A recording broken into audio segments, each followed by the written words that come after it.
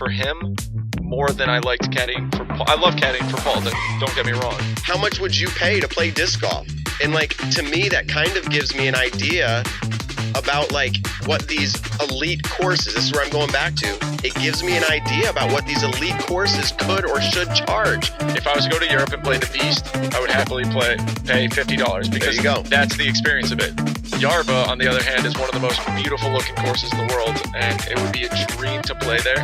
If I had one opportunity, only had to play one round there, I honestly would probably pay $100 there you just go. to say I've played Yarva disc golf course. $100. Anywhere else though, I've never looked at another course and said, yeah, I would totally pay that much. For me, if I can play a free course or I can choose to play a course that's $40, I will do the $40 course every now and then. Every so often.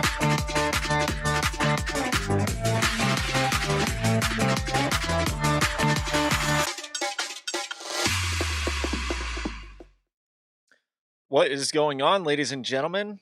Matt, week 21 of the Nick and Matt show, and right behind me, on screen, it's my right shoulder, the Nick and Matt show logo has now appeared behind me. Just like magic. Yeah. So I would just say, welcome to my studio basement, and I've got, my wife thinks I have too much, maybe. She likes awesome that I like it. Yeah. But I've got projectors mounted to the ceiling, cool home stereo theater setup, and then I create this live studio. So Nick, let's catch up a little bit. What happened this weekend? It's almost the next weekend. It is. But what happened last weekend? I feel like you had a decent showing at a tournament up in this neck of the woods. I did. Tell us about it. I finally had a decent time at a tournament and felt like I actually played disc golf pretty well for once. I think I averaged 10-16 actually. But no, I played a B tier down in New York, FDR Fools Fest, which is usually obviously in April, but during COVID and everything, they rescheduled it. So we played just last weekend, and I actually went into a playoff with Steve Brinster and one of the local legends, Jeff Cahill. Stevie got out on the first hole, but Cahill beat me on the second hole. So I tied for second against Steve, and Cahill took down the win. But I had a good time.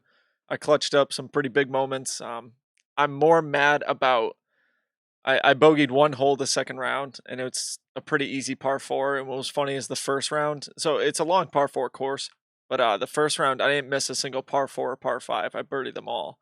So to bogey one the second round was kind of like, I was more mad about that than I was missing my 30-foot, uphill putt in a playoff, which I've never had that big of kind of like jitters. So let's be clear for everybody who's listening in here. You tied the what year USDGC champion? 2013. Yeah. Man, time flies. 7 years ago, yeah. Holy cow. I remember I was working at Marshall Street actually when Stevie won the USDGC, and we had the coverage going on, or we had scoring updates going on, whatever it was at the time. But I think back then it was the McFly So High videos. I've rewatched those a ton of times, just watching Steve win that, because he's kind of like one of our local favorites up here. He's a New York guy. A bunch of New Englanders know him. He usually came years ago. He would dominate all the B tiers that we had up here in New England.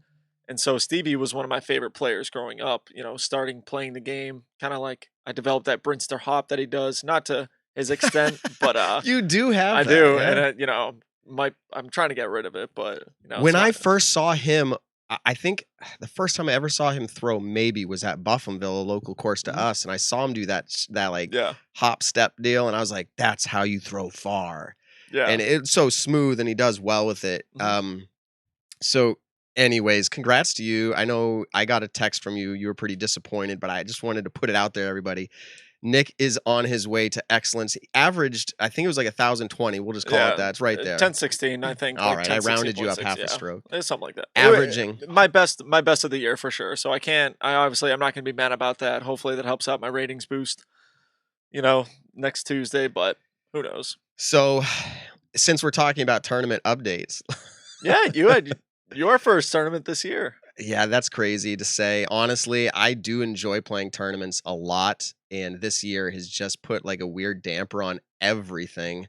And not so much because I'm trying to stay socially distanced. It's just kind of how it's played out. Anyways, I played the MVP Open AM side. It's Steve The Dodge MVP. runs it. Yeah, the MVP. And there's like a field of about 120 AMs, actually in the AM1 division. And I'll just kind of cut to the chase. Someone can call me out if I'm wrong. I think I was either 34th or I might have been like 38th. Now, Nick, there's one sad story I'm going to tell you. You were there for the first portion, okay? Yeah. And you saw, Matt's playing out par hole 1. Yeah. And we play the gold layout, okay? And I par out hole 1, par out hole 2, par out hole 3, par out hole 4. Hole 5 comes over the water. People know the shot. Barsby ace it. It's kind of iconic. And I decide that I'm going to go over the water. And I hit a tree, go OB. So I pitch up, miss my putt over the basket into the water. And I'm just telling a sob story everybody understands. And just like after a tournament, nobody cares right now to listen to my story. But I took a 6. And you say, Matt, now you got to get 3 birdies that you didn't expect to get. So you left around somewhere in that hole, right after hole 6. Okay, right after that happened. I ended up more or less, I think, taking 1 bogey all the way until like hole 15. So let me stop real quick. Hole 14 over the water.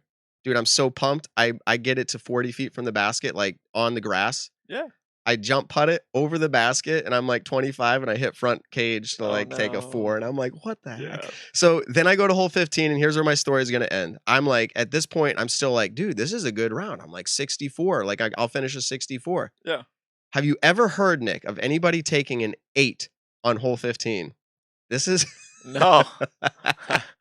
I took an 8. Okay, I'll just get it out of the way. So the long story, that was here's how it played: a tree, and me being aggressive again. Another tree, still not being over the ravine. Another tree, because I was just like, now I have to. Yeah.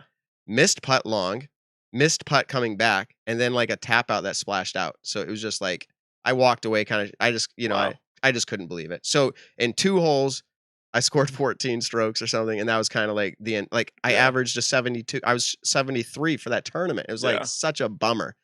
Anyways, it was a good tournament. I felt like actually I was playing stronger through golds minus 2 holes, so I was pretty happy. Yeah. No, you're doing really well. Nice and smooth right off the bat. So all right, so let's get right to the show topics tonight, Nick. So the topics are going to be Jeff Spring is literally about 4 minutes probably from coming on the show. Jeff Spring, CEO and tour director of the Disc Golf Pro Tour. He's going to give us an update on what is happening right then. Also, Brian Earhart is coming on the show tonight, and that dude, I don't know if you have you ever listened to any of his podcasts ever? Bits and pieces of it. I haven't sat down and listened to a full one, but yeah, bits and pieces of it. So it used to be called The Buzz. He's rebranded it recently with a different name. I think we'll just wait to hear from him about what that is. Yeah. And then we're going to have some topics that kind of just linger a little bit about USDGC media. Have you caught any of that yet? Yeah, I've actually been listening to both days. I've been watching as much as I could. So the rounds start at 2:30, which usually, I'm working a little bit past that. So I'll get to watch a little bit throughout the round. But most of the time I'm kind of listening to it and just playing the holes in my head on how they're doing. Yeah, so they are doing decent. We're going to talk about it. Yeah. I've got a we'll lot. Talk about it later, it's a mixed bag. It's a mixed bag. Exactly. So thoughts on hole 17 we'll talk about again, because we've already seen some incredible, I'll just call it swings on that hole. And we'll talk maybe just a little bit, not too spoilerish, but about hole 18 today for Paige Pierce. I'll just throw that out there. I don't know if you saw it, but we'll talk about it. I actually didn't even see it. All right. I was tuning in. So the women's coverage, I forget what time it starts exactly, 10:30-ish, I think. But that one I actually had my headphones in today a little bit at work. So that one mostly I was listening to. And Hannah, obviously one of my best friends, is doing the commentary for it. So supporting her by listening. But yeah, it's been fun. So before we get totally into it here, I'm going to be trying to set up these Skype calls live. If you're listening to this podcast later, you might hear some funky things.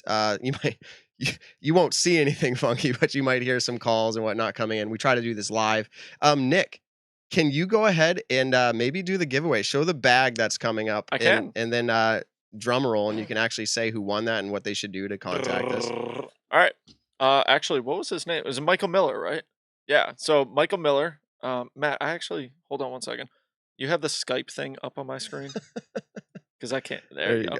So MVP sports bag. I don't know what model it is, but I forgot to bring the discs and I'm giving it away in it, but I'm gonna put like 4 or 5 discs in this. And Michael Miller, you have a picture of an orange supercar on your YouTube. We just replied to your comment that you left 3 days ago.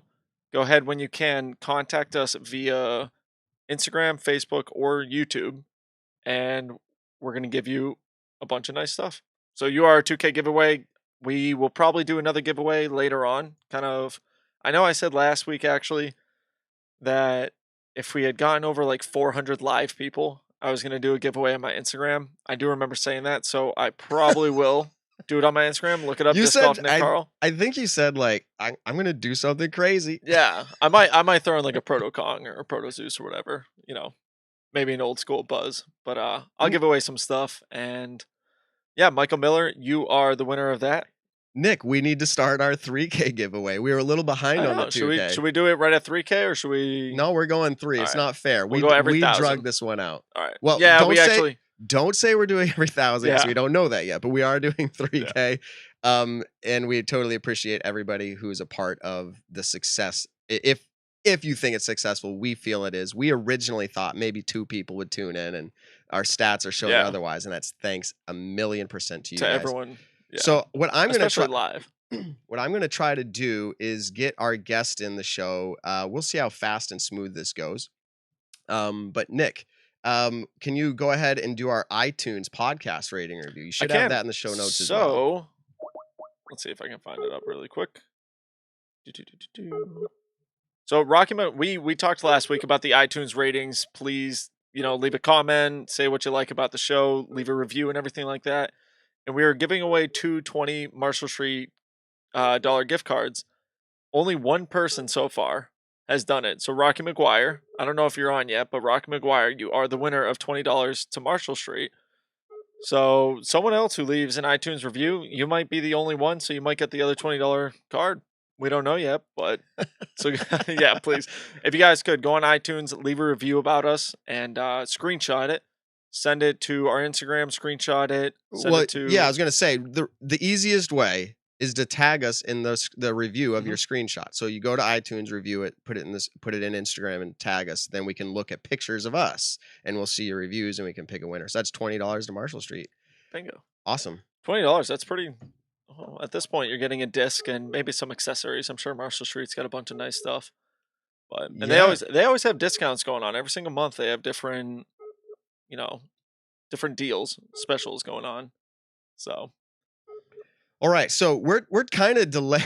I know we're kind of trying to delay here because I've been trying to call the most important man on the Disc Golf Pro Tour, Jeff Spring, and we're having we're not getting the cold shoulder. We just texted him. We're good. So we are going to have him on here as soon as he either gets back to us or as soon as the calls go through. And if you haven't heard, Jeff Spring, or I should say the Disc Golf Pro Tour, what I've agreed to talk to Jeff Spring about, we're going to limit the conversation. It's going to be short.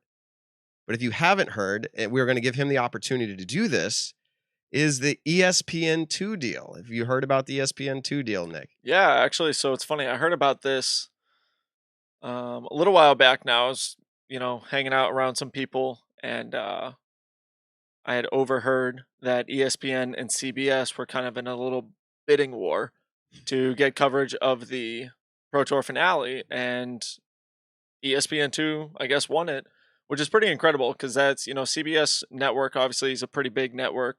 But to have it on ESPN2, the Pro Tour finale, which this year is going to be one of the biggest events of the year, and it's going to be definitely the biggest payout. I mean, right off the bat, they're doing a minimum $15,000 to first place, and that's for MPO and FPO. So to actually $15,000, Matt, that's pretty insane. That's disc golf rich right there. 15,000. So I'm going to wait until Jeff comes on because I've heard a little rumor and it could be more than that. It could be. So let's just see. I'm literally texting Jeff right now and he's texting me. He's like, I don't see your call. So we'll see if he gives us a call here. We'll get this figured out. If we have to just hold his, FaceTime up to the camera, we'll do it. But So that will be one of the topics. ESPN2. We're waiting to hear from the man himself, and then the other thing is, so that was ESPN2, which is just the filming of the Disc Golf Pro Tour Championship. So, what do you know about the format, Nick, of the Disc Golf Pro Tour Championship? So in years past, they've done, like for the men, I think it was the top 32. 32 people are making it to round 1, and then after that, 16 people go into round 2, which would be the quarterfinals, then the semifinals. No, excuse me. I forgot how it is now. I'm trying to think of it. That's why we're trying to get Jeff on. Well, is it 32 people go down to the Sweet 16, Elite 8, top 4, or the Final 4, and then whoever wins the Final 4 wins it. But I'm curious because in years past, they did it where 4 people played on a card, and the hot score of that card was the one who advanced. But supposedly this year, no matter what card you are on, if you're in the first round, the low score, obviously the low scores for how many people advance, wins it, and advances to the next round. So on their Instagram, actually, I can pull it up really quick. So that's something that Steve Dodge started. Yeah. Is he wanted it to have a totally different feel, to be more exciting in the sense of like one and done type deal and buys and the whole 9 yards. I think it's really cool. And I'm excited to see what they do with it this time. So yeah, so the top 32 in points for the whole Disc Golf Pro Tour throughout the year make it to the Tour Championships. The 17th place through the 32nd place in the points play and in points play in round 1, the top 4 scores advance to the quarterfinals. Tiebreaker is the better seed. Then after that, you have the quarterfinals bracket. 9 through 16 in points receive a bye to the quarterfinals. The top 4 scores advance to the semifinals. The tiebreaker is a better seed. Do we have Jeff? Yeah, you can keep going. So, okay. So, all right. We do actually have Jeff, and I'm going to get him pulled up here. It's so awesome that he's taking the time to do this for us. Here he is. Jeff, we've got you on camera now. You are live. Where are you calling us from? I just got back to the house I'm staying in. I just ran outside because I'm staying with a bunch of our media team and crew here at the USDGC. We're in between Hornets Nest and Rock Hill in Winthrop. So apologize for the lighting, but I thought it might be better than being inside and it being noisy. So it is better. Hey, I see you trying to get the lighting right. Throw your cap on backwards, you'll be mint. Yeah. There you go. It's perfect. So, all right, we do have a live audience right now, and all right, they're interested. What can you tell us about the Pro Tour Championships? I've heard rumors of very different amounts, but the amount that I've seen officially posted by the Disc Golf Pro Tour is $15,000 payouts. Do you want to talk about the payouts a little bit and tell us what they're going to have to do to win that? What does the championship look like this year? Yeah, so thanks for having me on, first of all, and sorry for the delay, but yeah, we're excited about the Disc Golf Pro Tour Championship. We're going to have, $15,000 for first place, but I expect that to go up significantly before, we get there. So we're not quite done. That was just kind of the minimum that we wanted to put out at the time. It's 32 players qualify based on, the Pro Tour standings on the men's side and 16 on the women's side. And then they play a few rounds to get to the finals. And the finals is 4 men, 4 women in their respective divisions. First place right now is $15,000. Second place, $7,500. Third place, I think, is $3,800, and fourth place is $2,500. But everybody who enters the tournament gets paid, and we're excited to do equitable payouts this season, which has been in the works for a while.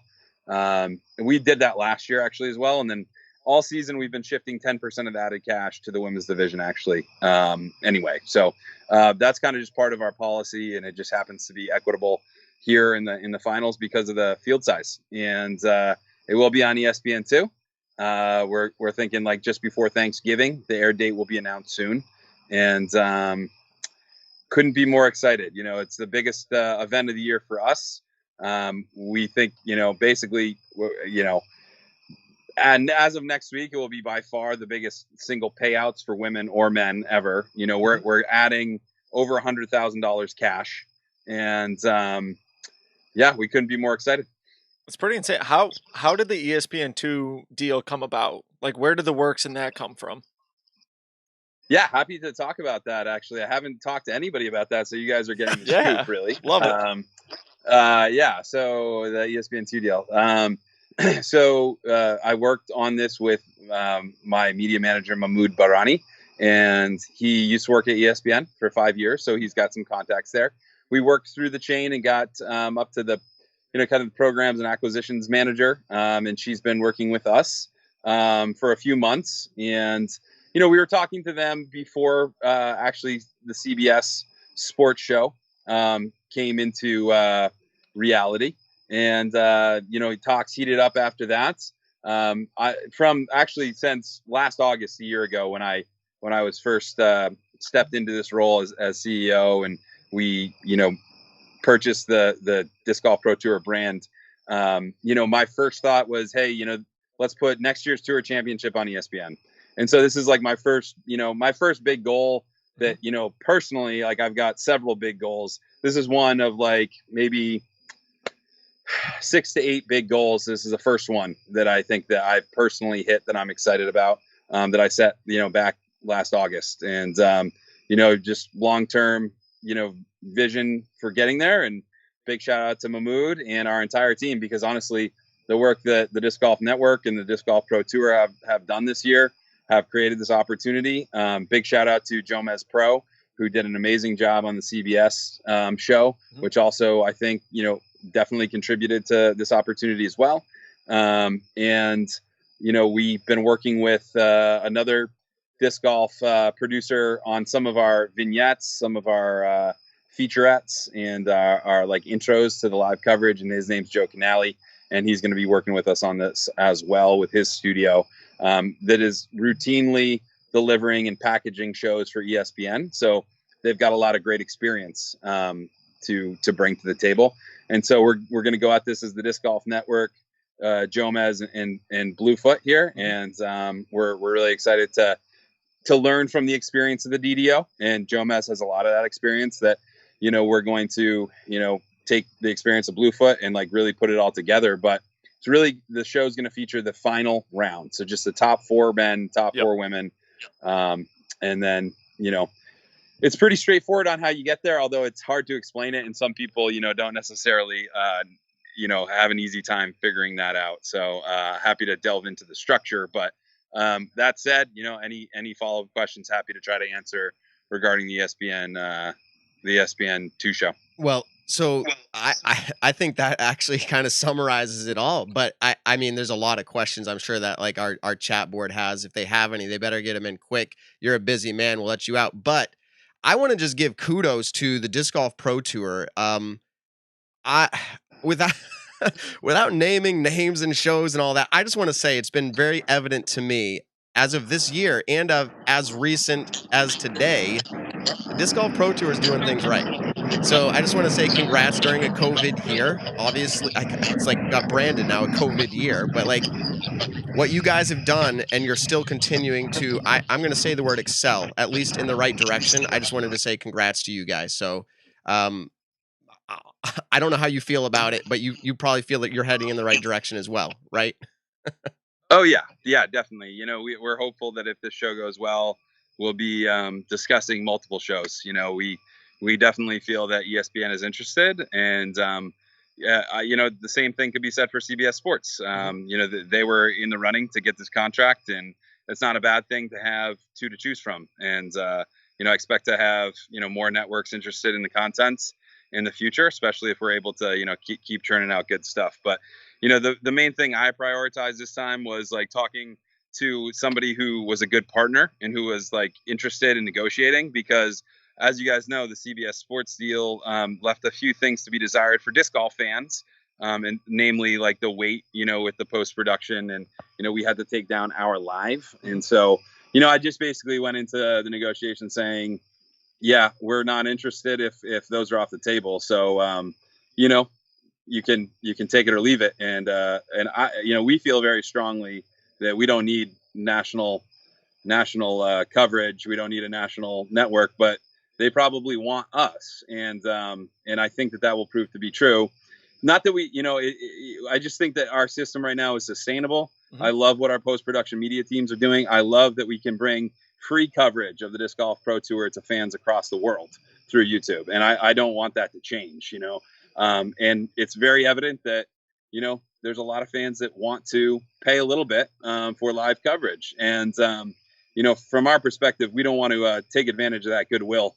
We want to put all that, goodwill and the support that the subscribers have shown, like, back into the show, make it way better before we think about raising it from $4.49 for PDJ members or $8.99 a month for, other members. And, sometimes we deliver 3 or 4 shows per month for that price, so, but we don't take that for granted. We want to deliver more because we know that people are grinding to, chip in and support us. So we just want people to know we're grinding too.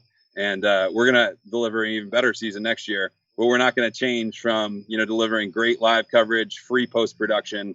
And then if national media says, hey, we want disc golf, we'll be waiting there, with open arms, but we're not going to sacrifice the great support that we've seen from disc golf fans and making new fans from providing free content. Mm-hmm. Just for national media, cable's kind of dying in some ways. So yeah, exactly. So for everyone who's been complaining that post-round production's going away, Jeff Spring literally just said that it is not right now. So my last question for you, Jeff, is this is all going to be exclusive on the DGN. Now, will the final round once again be live on YouTube on the final day? Yes. Okay. Yeah. Final round live. Yep. We're doing that all year. It's not going to change now. Yeah. So we're very excited for the final round to be free on YouTube for the live. And of course, Jomez, Gatekeeper, and GK Pro will be turning next days live free on YouTube. Mm-hmm. And so it's just a standard Disc Golf Pro Tour media slate for the Tour Championship. The one thing that's different is that on Thursday we have round 1 for the men, mm-hmm. and that's the bottom 16 seeds 17 through 32. They're playing for the 4 spots. So the top 4 scorers advance. Okay. Then they go play the 8 seeds that are 9 to 16 that have advanced to round 2 automatically. And that's the quarterfinals. So that's 12 players, the 8 that got the first bye and the 4 that advanced. Those 12 players are playing for 4 spots in the semis. And then they're going to go join the top of the top Disc Golf Pro Tour players, the top 8, So those 4 players will then create another group of 12. And those 4 will advance to the finals, which will be featured on ESPN2. On the women's side, it's only the top 4 have a bye, mm-hmm. And then the seeds 5 through 16, which are 12 seeds, play for 4 spots. Then they join the top 4 women, and they play for 4 spots in the finals to be on ESPN2. So it's a pretty big stakes on the line. I don't know what's bigger, being featured on ESPN2 or 15 grand. But I know, right? Probably the 15 grands. Well, but yeah, like I said, we hope to make that 20. That's exactly what I was just gonna say. Like, not only do you want to win the prize, but like there's a second prize, and it's just the icing on top. Jeff, we don't need to keep you. I just want to tell you, man, for some reason I'm craving creamies from up in Vermont. Have you had that recently? I hit the road a little while ago, a little before last weekend, and I got my fair share in. I had a little stint up in Vermont, but maple creamies are a staple of the Vermont summers, and they're dwindling down as we see the seasons changing. Yeah. So last time I was there, I think I had a cone and a cup. I just couldn't get enough. It was awesome. Hey man, thank you so much for taking time out to come on the show. Our subscribers and fans, everyone loves it. Thank you very much for doing that. We're gonna let you go now. Is there anything else you wanted to shout before you go? Yeah, I mean, 2 things. I want to shout out our Inside the Winthrop Arena show. Mm-hmm. That's a companion show to USDGC, which is free for subscribers, and hopefully people are enjoying that. But it's on the next 2 days. And then I also wanted to shout out UDisc, because they've created a Bushnell bracket challenge that you can win a lot of stuff if you go for the Tour Championship and predict your winners. Everybody missed March Madness. This is the next best thing for disc golfers. So go make your picks. It's free. Pretty awesome. Appreciate it very much, Jeff. All right, man. Enjoy your evening, and don't work too hard as a CEO. So we'll see you around, dude. I threw one hole at Winthrop today. Nice, very good. Threw it into the water. No, I'm kidding. Okay. All right, dude. We'll talk to you later. Peace out. Jeff. All right, bye. Peace. All right, so that was Jeff Spring, CEO of the Disc Golf Pro Tour. Nick, what stood out to you about what he said? Well, he obviously explained how to do everything, like the players, a lot better than I did. But I think it's a really cool format. I like that the top 4 people are going in, advancing each round. I like that for FPO as well, that the top 4 were the only ones who got the bye all the way to the semifinals. 15 grand, though. I mean, I've obviously never competed for 15 grand, so... That's pretty insane. But so I was messing around with audios, and I apologize. I'm going to listen to that segment back. Yeah. He did mention that it could be more. It could be more. Yeah, okay. He wants it over 20 grand. So. All right. So that's just all cool. Listen to that back. If you missed it, go back and check it out. We just brought Brian Earhart into our green room. This is working a little smoother than I thought, and I should knock on wood because audio levels are always funny. But let's go ahead and welcome our guest, Brian Earhart, into the Nick and Matt show. So what is up, buddy? What's up, guys? What's up, man? How you doing? Good. Wow. What's pretty sweet is that you've been actually doing podcasts longer than Matt and I have. So you already have a microphone, your headset. You've probably already audio checked yourself. This is perfect. I have actually, and I just got new microphones too, so I'm excited to use them whenever I can. Heck yeah. We have a bunch of microphones. I think a couple of them are from my parents' band that I was in. Oh, let's go. Yeah. Hopefully they're good. Hopefully the people appreciate them. When we kicked off the Nick and Matt show, I just went over and raided their basement a little bit, but let's go. So, dude, I am a solid fan of your podcast, and and I'll just say this because I have no concerns about people finding you over us and enjoying you more. You have a vibe to your show that is so chill that it's the kind of information I want to know, and you talk about it. So then I'm like, man, how do I make our show like that? And I thought of it. I thought, and I said, well, why don't I just bring Brian Earhart on the show? He can give us all the secrets. Let's do it, man. Yeah. So we made it. Yeah. So before we get right into that, you've actually been in my studio down here, except it wasn't a studio at the time.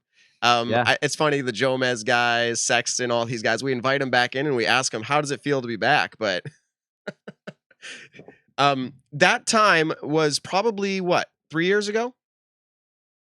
It was my first Vibram Open, and I'm not sure if it was the MVP Open at that time, or but Maple or Vibram. It was something. But yeah, I think it was 2018, my first year on tour. Okay. And AJ Risley goes, Matt, there's a dude and he needs a place to stay, or I want to offer him a place to stay. And I was like, AJ, I trust you, man. And he's like, yeah. And I was like, don't invite anybody else. And he goes, no, you can always trust AJ. So always trust AJ. So I did, and I'm glad I did. So awesome. We're so glad to have you on the show. You got some time to talk tonight or what? Dude, I don't have to play tomorrow. Way to bring it up. No, he didn't mean to. No, all good. I'm pumped to be here, man. I love talking Frisbee, and any excuse I can get to get on the microphones and talk with other like-minded people, I love it. Okay. Are you down in South Carolina at the moment, hanging out, or are you in North Carolina?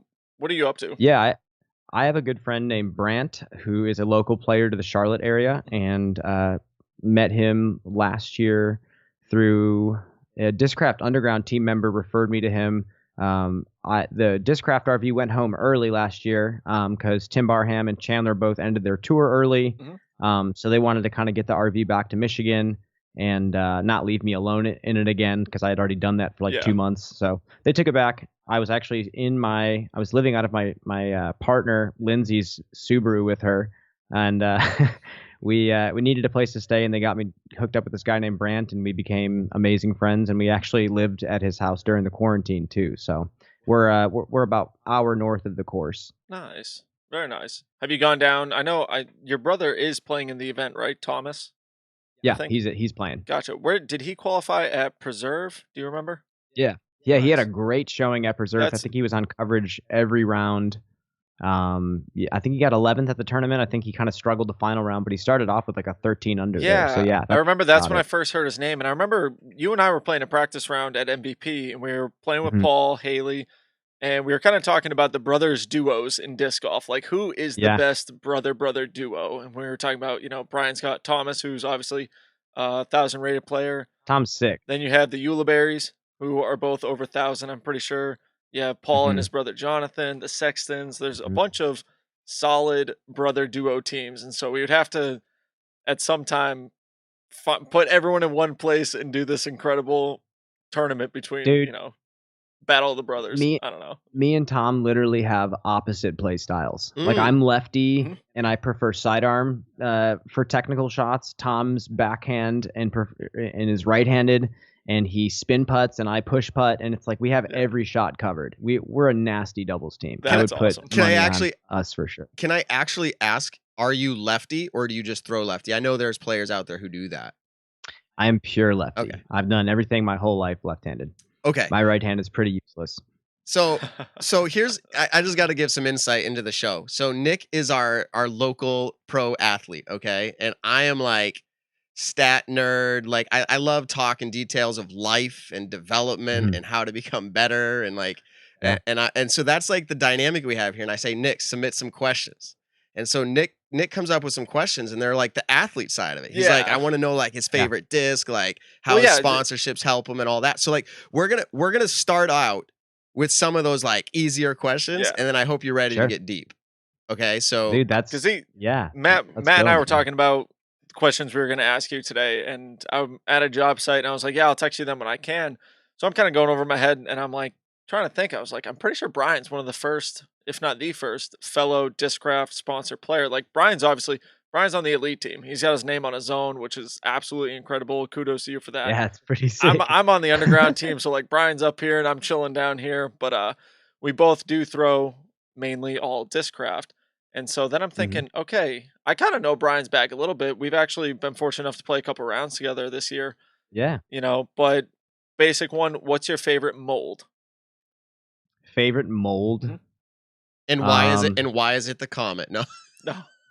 See, dude, he's a bomb XL thrower. Yes, I see. That's the thing. Like I have gotten to a point in my bag where I'm in love with like. I'm very invested in like 10 different discs in my bag right now. It's a great place to be when you're a disc golfer, where you just know every disc inside and out. But I think if I had to like close my eyes and just pick a mold, I would have to say the Buzz. I mean, I like the Zone a lot. It's my favorite disc, but the Buzz is just like, I would not design a mid-range any better. Yeah.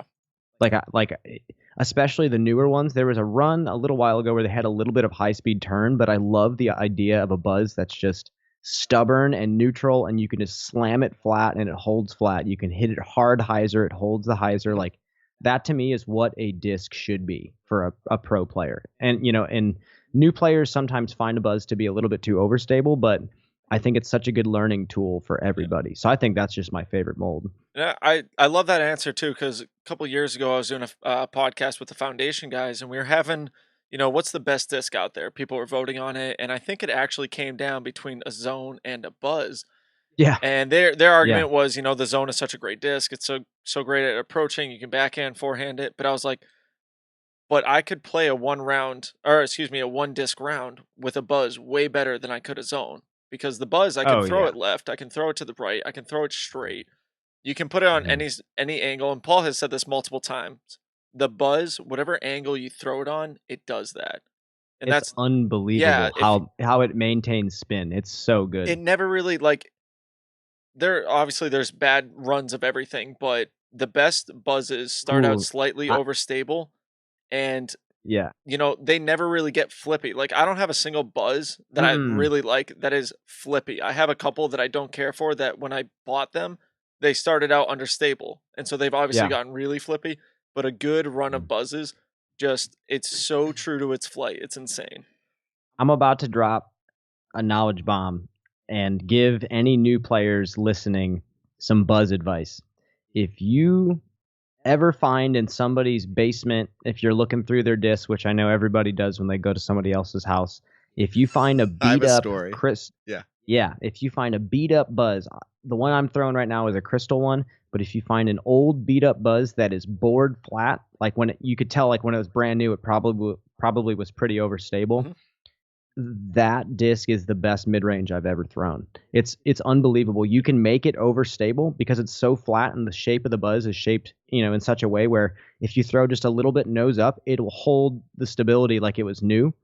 But then the moment you throw it flat or slightly nose down, you can get it to flip like the flippiest disc. So like it's a little touchy, but a flat beat to crap crystal Buzz is like my newfound favorite disc in my bag right now. That's awesome. I'll have to see if I have any old crystal Buzzes, and you can have them. Yeah. Man. Oh, okay. So yes, the sir. one, Because I'm a big ESP Buzzes are my favorite disc that I've ever thrown. I think my first ever disc actually was, not my first ever, but like when I actually started getting serious with it, was the old EMAC Buzzes, and I think there were Z Buzz SSs, if I'm not mistaken. Yes, that's exactly what they were. But so I started with a Z Buzz SS. I remember I had a blue one with like a white stamp on it. I was obsessed with it. But then I started getting the ESP Buzzes, and that old ESP pink magenta Buzzes. I had like 5 of them at one time, and the Buzzes all time my favorite disc that I've ever thrown. It's incredible. I try to get Matt to throw them more because he's such a for some comment reason, guy, and he just will not throw the Buzz. I'm like, dude, but you can throw this harder, and it does the same thing.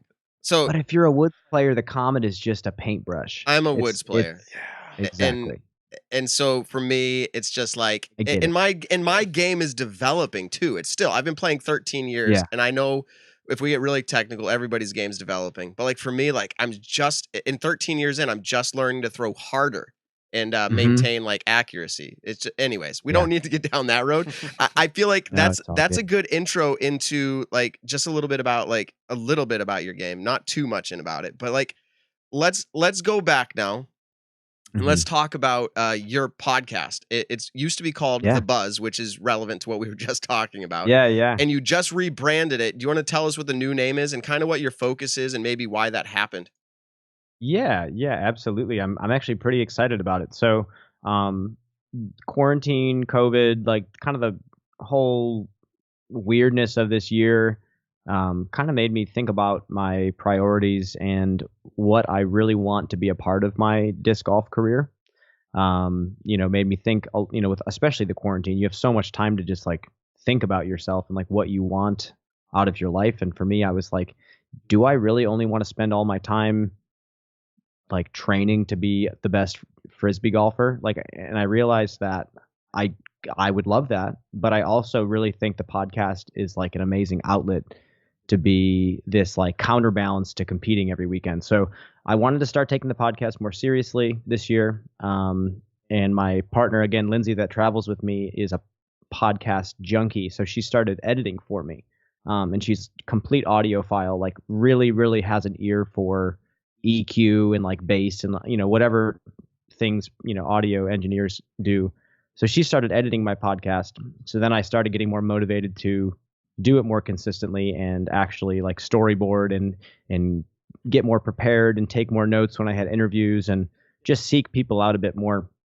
So I realized like, man, if I could actually make this like if I can monetize this in some way and actually make it a part of my career, the sky is the limit because it's, it's what's coming out of my brain. So it's always going to be unique because it's me and my ideas. So I knew that if I had to monetize it, I had to change the name from The Buzz because, there's always going to be that gray area of copyright infringement. And if I took the third Z off The Buzz, it would just be a bland, terrible podcast name. So like the moment you take the disc golf pun out of it, like it's kind of a worthless name. And I think I did it initially and I named it like that because I was thinking maybe me and Yuli were going to carry this and do it every week and eventually have Discraft to kind of sponsor the podcast. But he hurt himself and then went home. So I was like, okay, well, what do I do with this podcast now? So yeah, I called it The Flight Diary, and it was honestly the first name that popped into my head. I hadn't even thought of the word diary for I don't know how long, but it popped up because the imagery that kind of like presented itself when we were thinking was, I would love to have eventually this archive. At least this is where the podcast is evolving. I'd love to have this archive of old stories and theories and thoughts of all these players in this golden era of disc golf. We're watching it blow up into this like bigger and bigger game, but I want to hear stories of people sleeping in tents in people's front yards, and I want that era of disc golf, like the Barsby era, the players that played in the 90s and the 2000s, Yuli, Nico, and people who have transcended these generations. Like, I want stories from those people, so then those stories don't get lost. And I kind of got inspired to go in this direction. But actually, going back to the diary, I'll explain the name. So I want it to be this big collection of old stories, and diary is like this thing that, in my mind, seems like something that gets dusted off and opened up, and then you laugh at all these silly stories that kind of present themselves because it was from an older time. So I had this crazy idea, like if we do the podcast for 3 years straight and we get Juliana Korver eventually, Ken Climo, Ron Russell, all these old timers with tons of stories, we could make a physical book too. And it would be the coolest. We could get it illustrated and like actually create a physical like diary that would be just I think it would be an amazing piece of disc golf history. And I think it would be great to do justice to the people that paved the way for the ESPN deals and all this kind of stuff. So I'm kind of still figuring it out as I go. Eventually, right now I'm only doing like my friends. I'm interviewing people that I'm close with. You've probably noted there's no FPO players in there yet. And I'm not like close friends with too many FPO players. Like I'm acquaintances with all of them, but I still am not comfortable. I'll eventually get there to people that I don't know. I'm starting to get my feet wet in that as an interviewer, but eventually, I'd love to just collect stories from every player, essentially. That's pretty sweet, and so many people down the line will appreciate that, because I think, when I started playing this game, we didn't have a ton of post-round production and everything like that, but then YouTube was able to archive the stuff that we did have. Exactly. So you can always look back and watch YouTube videos. And so now at a point when podcasts are so huge in this day and age now, you can look back or, listen back to the podcast. And I think Matt and I are kind of in that same boat where we started this for fun. We didn't really know exactly what we were doing, and we still honestly don't really know 100% what we're doing. Like, no one does, man. Just go with it. It's pretty, exactly. And that's what we're doing. We're just going with it. And it's, we do try to have a structure to everything, but sometimes it's every week is different with what we're going to do and who we're going to interview. Like we had 10 quick minutes to talk with Jeff Spring about one of the biggest things that ever happened in disc golf so far. But then now we get now we get to spend as much time as we need to with you talking about, just everything. Whatever podcasts. And then like, I can't wait to talk about the van life, because I think you are the first guest that we've had on who's really living the van life. And, like you said, old school people who used to literally, sleep in tents in people's yards. Like the Yulis, the Nikos, the Jeff Bennett's. Part about disc golf. Yeah, dude, that's like, now we've slowly transitioned to the van life. But back in the day, man, people were grinding. And the Airbnb life too. Like there's a lot of like, that's like turning into a new thing too. Like the van lifers are even finding just unfurnished Airbnbs with bathrooms and kitchens, and just paying next to nothing, and we all park at the house for the week. There's so many more avenues to like find nice places to stay now. I can't fathom what it was like, and just word of mouth, like having to know the locals. Like I've heard from Simon that Avery Jenkins just knows every bar, every restaurant, every player. Like he has connections in like every city, probably because he wasn't out looking on, Airbnb for a place. He was going out and mingling with these communities and like really making an impact. It's kind of wild, what they used to have to do. Yeah, I've always thought it was kind of like when I stay at people's houses that I don't know, I just kind of know of them, or people have introduced them to me. I'm kind of just like, I feel like I'm intruding on their area. So it's always like kind of a gray area, but they love it. But disc golfers love it. That's why they open their house up. Yeah. Like if they offer you food, you take the food. Just like all right. That's the disc golf community, man. How about that time though when you were over here? We were like, you got to come up and play this game. AJ's like, actually, I really think he'll like this game, and you're like, bro, I'm tired. And we're like, come up and play this game now.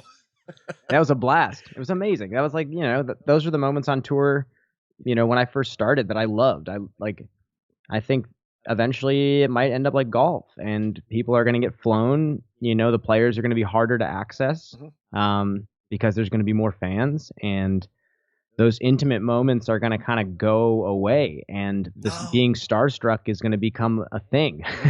You know, because it's like these top players are like Pokemon, you know, like you have to find them in the wild and go watch them at the course rather than have 8 of them stay at your house. But can I say that I actually think, and you just mentioned this, you said that, you know, being starstruck is going to be a thing. I actually believe that right now it's a thing. The difference is, it is. Yeah, the difference is maybe, and if we're going to break it down just a little bit, is that there are 2 groups of disc golfers, those who have been disc golfing for, let's say, the 10-year average, and those who have been disc golfing in the last year or 2. Yeah. To them, the Paul McBeths, the Ricky Wysocki's, the Big Germs, all these people, they are starstruck, grown men starstruck. And I think the difference is, and maybe I'm, this is going to come off as millennial, maybe I'm unique. But like I've created all these networks and relationships with disc golfers for years that now like I see them more as friends, as you're saying, as opposed to being starstruck. So how many people, Brian, because you said it's true, and I'm not trying to put you on the spot here, but there are definitely people, you have fans out there. You must have fans who approach you on the course, and starstruck might be a strong word, but you have fans who probably are very happy to meet you. Yeah, it's actually kind of a wild thing that, you know, and for me, it's because I've done a lot of things in disc golf since I started touring. So I think people recognize me from multiple things, like the GBO ace that I had, my podcast, the commentary, a few people like used to read the blog that I had.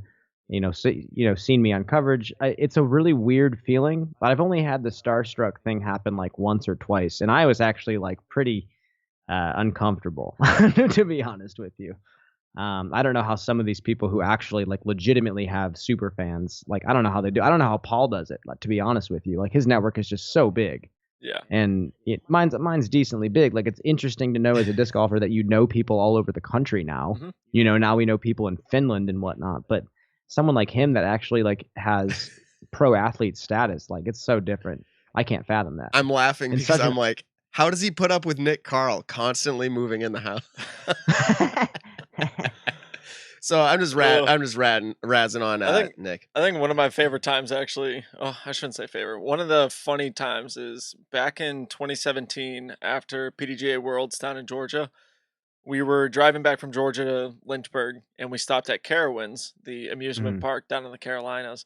And we're just casually walking by, going to a ride. We're with a bunch of Hannah's friends and our friends at the time. And some dude is just like, "Oh my God, that's Paul McBeth."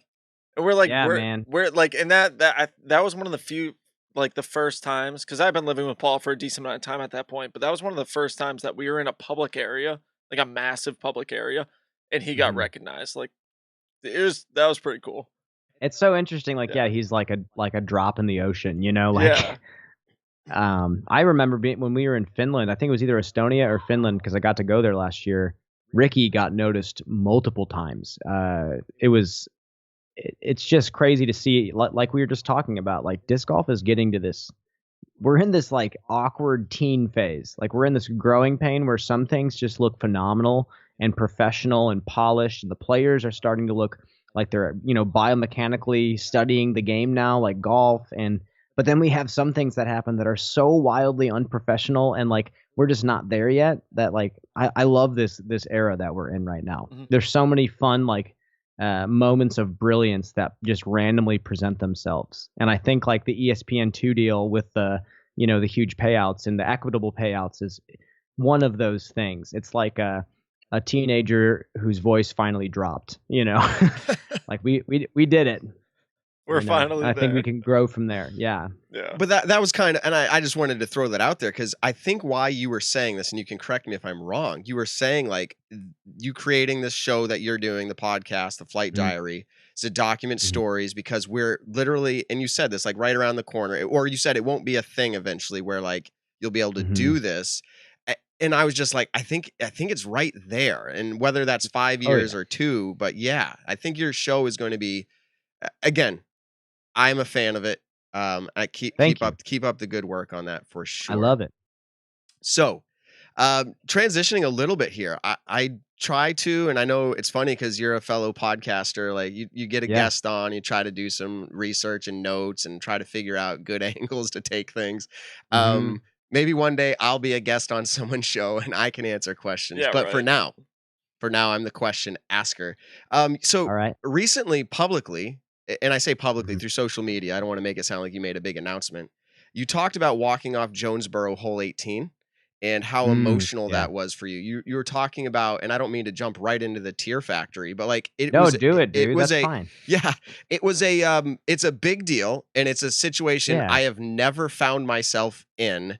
Can you kind of go through what that was like, what was surrounding that made it feel like that to you? Because I'm not a pro disc golfer, and so I don't have those experiences, and I would like to know more so I can maybe relate in some other way.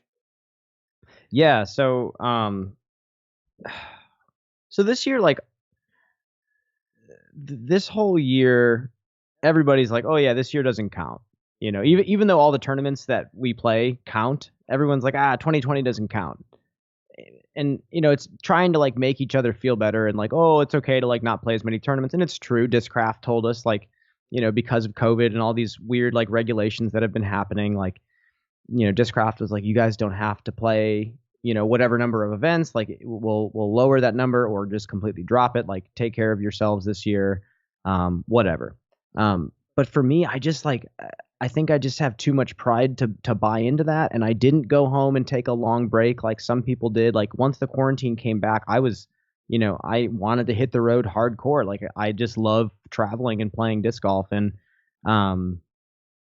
but you know, to go all year and, man, the focus just was not there all year. You know, I was trying to balance all these new things that were starting to solidify. Like I was starting to push the podcast a bit more.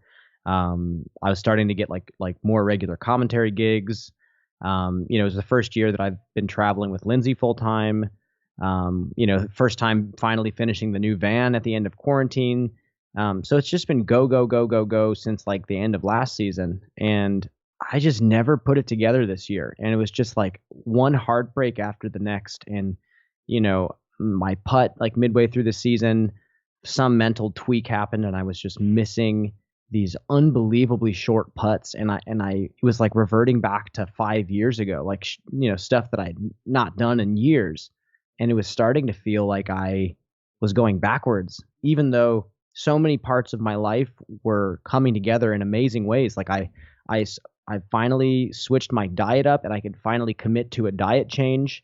And I've lost like 10 pounds. My inflammation has gone away. Like my shoulder feels better than it's ever felt. I've been stretching every day. You know, I turned 29 and it was like the first time I've ever like felt physical age, you know, be a factor. So I feel like I've done amazing jobs at like, you know, keeping that under control. And I feel great. But then to go out each weekend and just not do it, just not get the job done. Even though it's like you go to the field and you're like, wow, I'm better than I've ever been. I feel like amazing right now, you know, and I have no pain.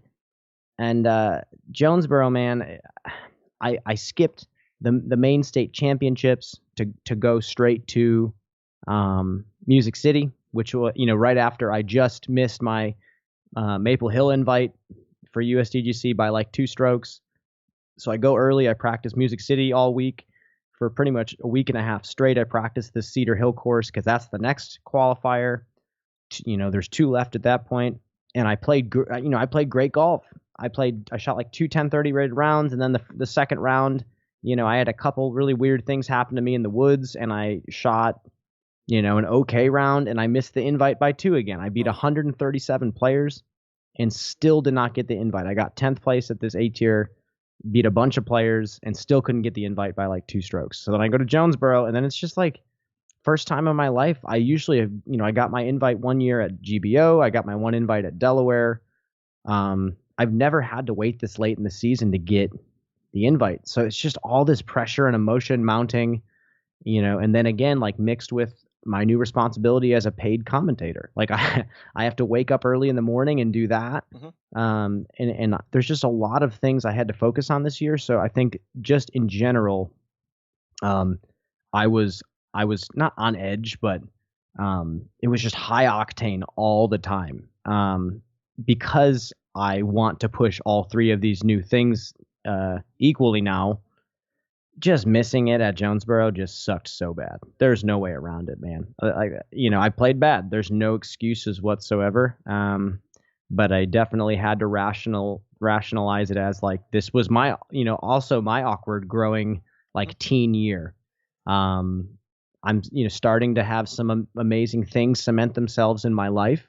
I finally found like the balance of like, the paid professional speaking gig and then the creative outlet speaking gig. And then now my physical, like competitive side can also make me money. And my life feels more balanced than it's ever felt. So that's why it was just so frustrating to just not get it. And then I actually tried to qualify. I went on hole 1 USDGC at Winthrop on Monday, and I waited for 2.5 hours because they did that quiet registration. Yep. And all these locals signed up that were like 900, 800 rated. And I had to, Johnny McRae was on the wait list. Pat Brown didn't even show up because he was on the wait list.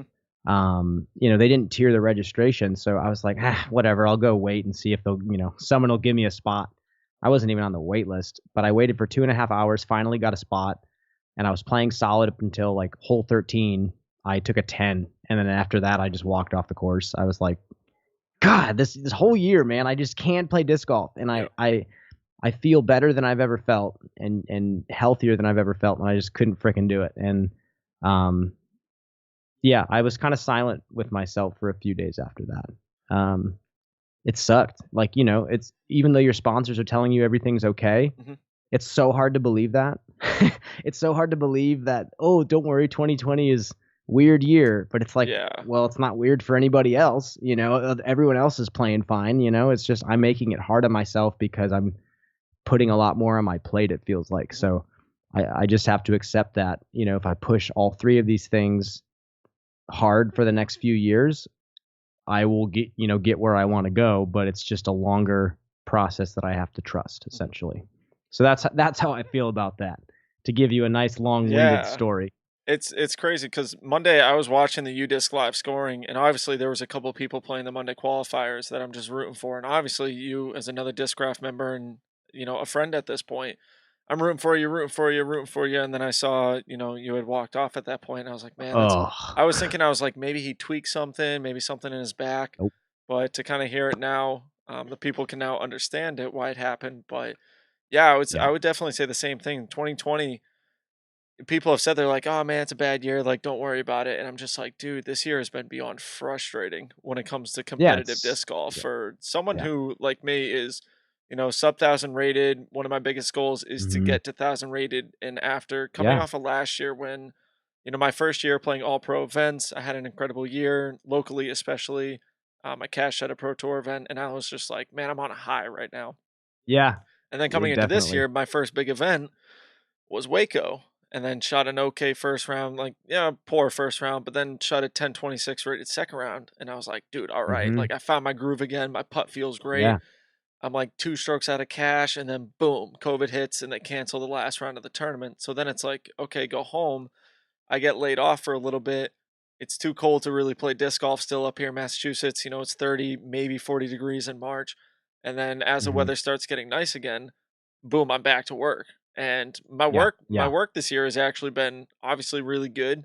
I enjoy it. I love my job. I really do. But when I see people, and this is a bad mentality part of my point, but when I see people who are laid off being able to get in 2-3 rounds at Maple Hill, and they're just working their butt off for the season for when it does restart. And I'm like, man, I just put in a 55-hour work week in construction. Like, it's dark at 5 o'clock here right now. I'm beat, and it was kind of like, it was such a bad mentality on my point, but I tried sticking to like do a little bit of yoga, try to go to the gym. And so when disc golf does come back, I can be ready for it. And so then I remember, like my second event of the year was D-Glow.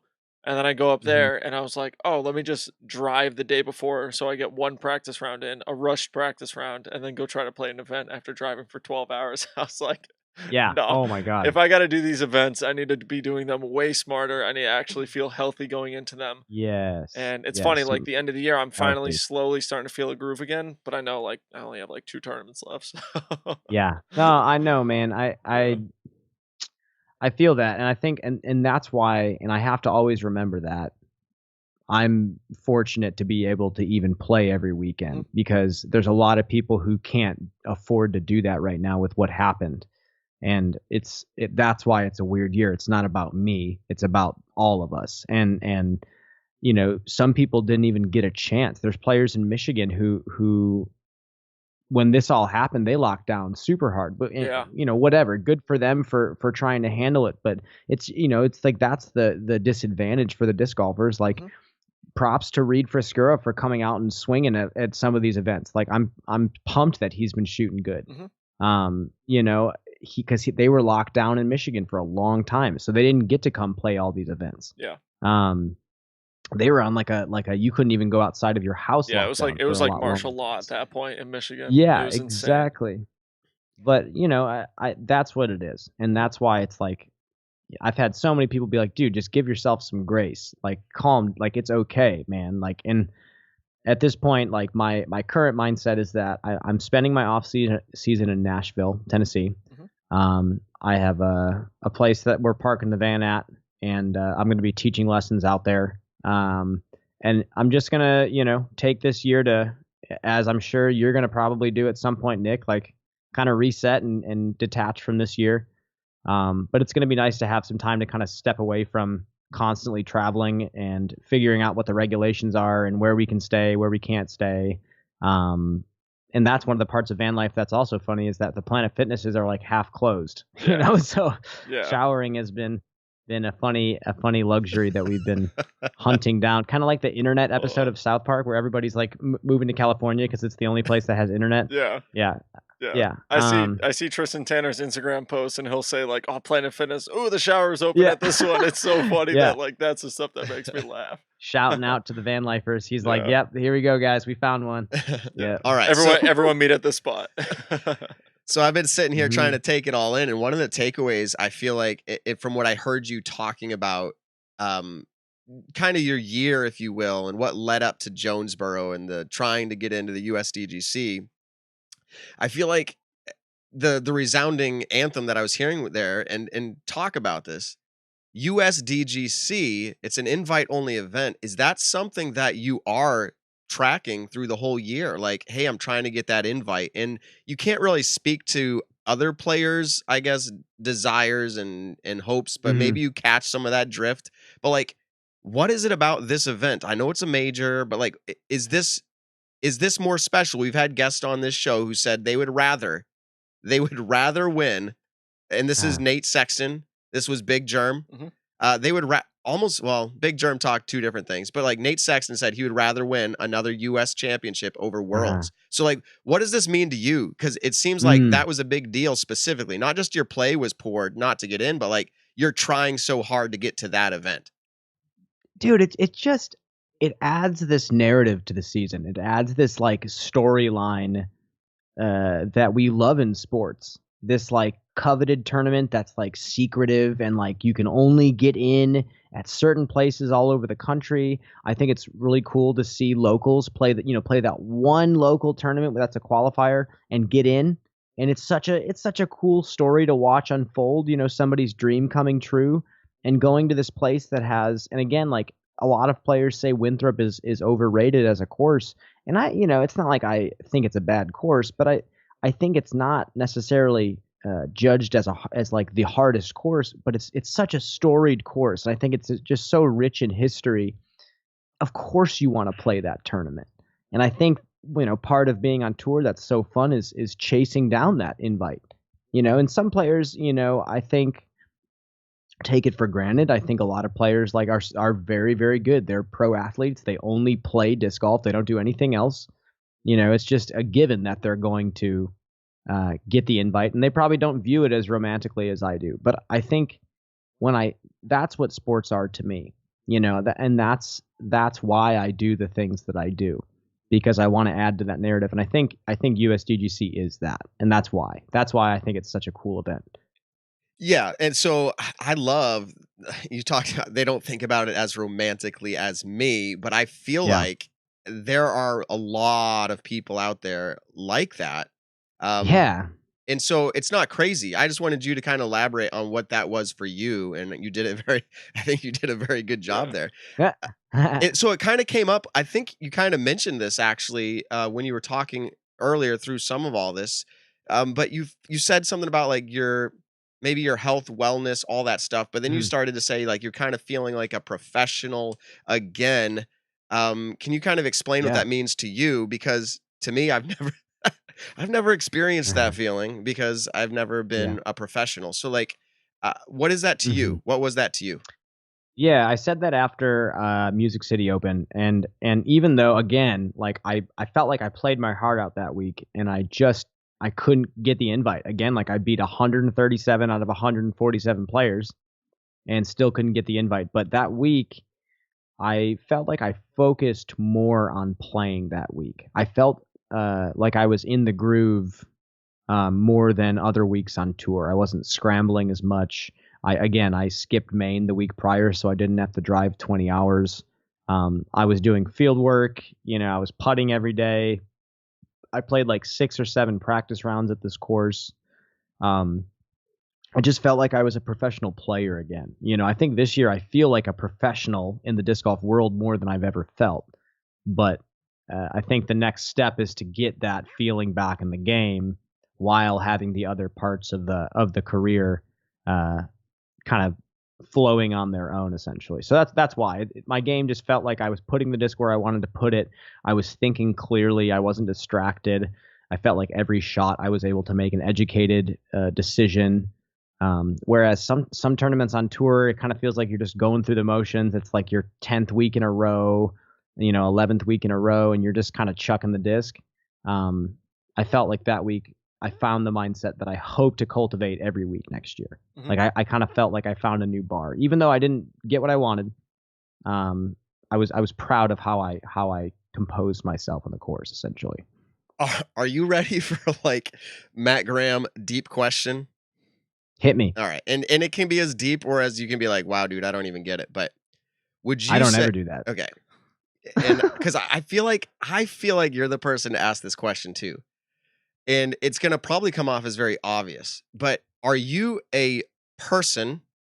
And you're because you talk about self-discovery. Like I listened to you, I listened to your shows, all that stuff, like developing as a person. Yeah. Would you say, hey, I'm a person and I'm working on me, and disc golf is something that I do as one of my avenues of being a person? Do you see what I'm saying? Like, where's your mindset at right now? Or would you say like, no, like I'm focusing so much on disc golf. Like that's who I'm a professional disc golfer.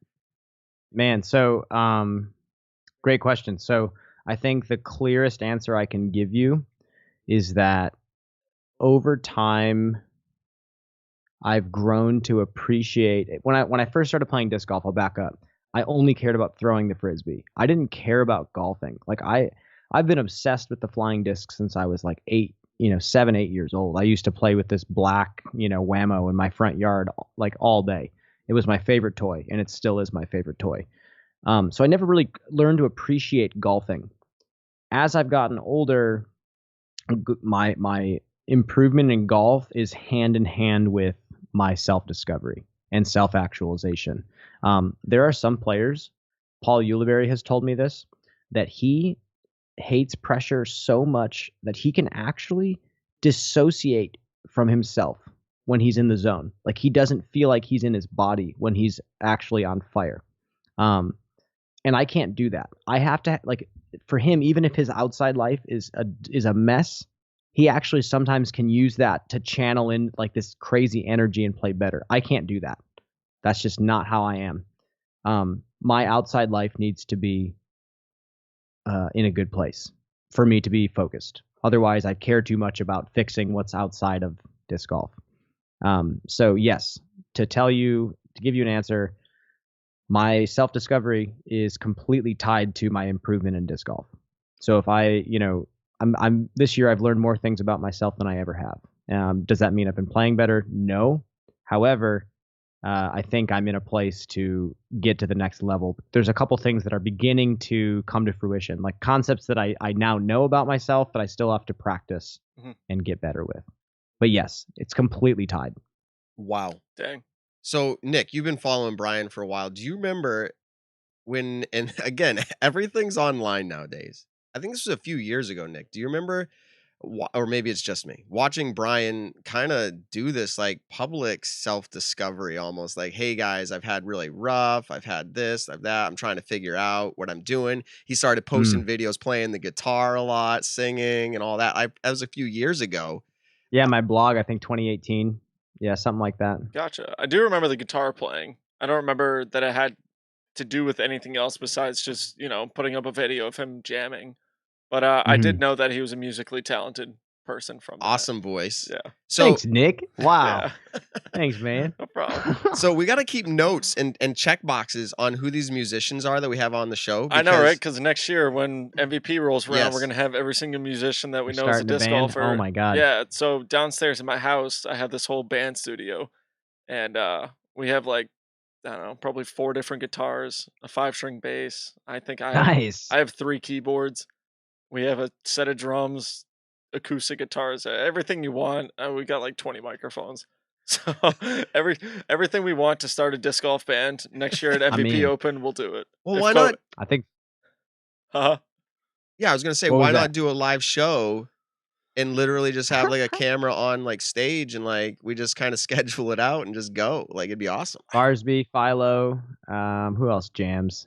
There's a lot of players, I think. Supposedly, Jeff Spring is a very talented musician. The Jomez guys. Yeah, Jomez. Kevin Jones rips the guitar too. Decent. So we're gonna have Simon Lizotte. Yeah, we're gonna have 12 different guitar players, and we're gonna have 1 piano, 1 bassist, and a drummer. Hopefully, I got a ukulele we can use. I'll play the ukulele. Heck yeah! I think Barsby actually plays the drums, if I'm not mistaken. So Brian, you mentioned earlier, and while we get into this transition here, about people, heading into someone's basement on tour and looking through their discs. You're you have. And one of them that stands out to me was Barsby. When I bought this house that you stayed in, the basement was not finished. It was just an old basement.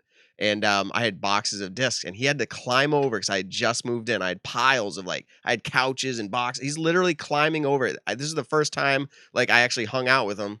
And I'm yeah, dude, just follow me. And he's climbing over everything. We get back to this one box. He's rummaging through it. And it's funny because he actually took, and I gave it to him, was an ESP Comet. He's oh, this one's money. Oh, nice. That was back before he was back with Innova. That was his transition. Dude, I would kill to watch him throw a Comet again. Oh, my God. I'd pay money to watch that. Right. That's a thing of beauty. Well, I wonder, and this is another topic for us, Nick. I don't really need to elaborate here, but I wonder how many pros in the future will not be tied to a single manufacturer if that's going to be something.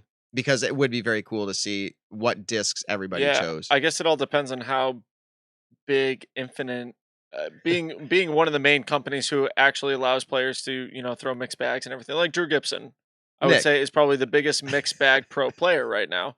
So I guess it depends on how Infinite wants to spread. Nick, how much money? A lot. How much money would it take for you to let Matt Graham be your sponsor, where you wear it on your hat and everything? I'll let you throw a mixed bag. What would be the dollar amount? I have no idea. I don't know. He's dude, I can't give up on Discraft. But okay, enough about us. So anyways, yeah. So I'm trying to think where to take this here. I feel when I listen to your shows, you usually let the people kind of dig in and you just kind of let them talk and then you just kind of let it build up. And I'm trying to learn from your show, Brian. And one of the things that I'm interested in is what you would see as the biggest change from your game, I don't know, a couple years ago to now. Is it tied to your personhood, or is it more than that? So I'm going through an interesting phase physically as well. Not fitness wise, but I started touring in 2018 as a primarily sidearm lefty, which just is it's like a Walmart brand version of a right-handed backhand player. There's just not as much. You have to be. I mean, to generate the close to the amount of spin that a righty backhand can throw, you have to work so hard to get that disc to fly that way. But 2018 showed me quickly that I was very good in certain places. My backhand's always been decent. I can throw far, or I could throw far, but I knew that a backhand had a higher skill ceiling, and I knew at some point I was, with all my shoulder injuries that I had in 2018, I'm not going to build a career off of a forehand. It's good to have one, but the backhand is where you can really excel. There's not a sidearm dominant world champion ever. There's been mixed, but their default is always backhand. So I've been throwing more backhands this season than I've ever thrown. Like, not even like choosing to throw backhand, but like walking up to a hole and your first instinct is, oh, I'm going to throw this like touchy backhand, which I never used to have. So I'm just kind of evolving as a player. It's almost like I'm evolving laterally right now. My rating has stayed the same for like a year and a half, the exact same, but I feel more competent with the disc. It's just a matter of kind of growing into that and maturing in that. Like, I think I'm throwing the shots that I want to throw now moving forward. I just need to get more consistent with those decisions and not fall back on the sidearm when I'm not feeling confident in the shot. It's kind of like, again, I toured with Yuli, so I talk about him quite a bit because the way he approaches the game is just so backdoor different to a lot of people. But he explained to me that if you want to incorporate a new skill, you have to do it under pressure. And that's why he plays he used to play 40, 50 events a year. And a lot of them would be like flex start C tiers and like little tiny tournaments. But he said he played a game at these tournaments where he would throw the techiest, hardest, most aggressive shot off the tee that he could possibly throw and try to win the tournament that way. He said the moment he felt like he was losing the tournament, he would then try to battle back and win the tournament with the optimal shots. So I've been trying to just this year get myself that exposure therapy that he's talking about in a much lesser degree. Like, I'm not going to approach it like he does because he's one of a kind. But yeah, that's what's happening. So I've been throwing a lot more like, buzz, little subtle turnover shots when the shape is the right shape. I've been throwing a lot more push hyzers, like slow flip up hyzers that drift over and push to the right. My shots with a backhand are just becoming much more direct than they used to be. I'm able to land the disc a lot softer. I'm able to attack greens with a much higher percentage shot. I don't always have to flick a zone if I don't want to. That's what's happening. And I know that my drives, from my perspective, are on par with the best players. But it's scoring and scrambling on par fours that I lose so many strokes on. It's that intuitive up and down from 350, 300 feet that I bleed 4 to 5, strokes on per tournament. And that's where I screw up. And, the putting fluke that I had mid-season and towards the end of this season, that I'm just going to chalk it up as a fluke. I kind of switched my putt up to, something more comfortable, and I had to unlearn a bad habit. So I'm not worried about that, but it's more just executing the approach shot. That's the one thing I need to work on moving forward with the backhand.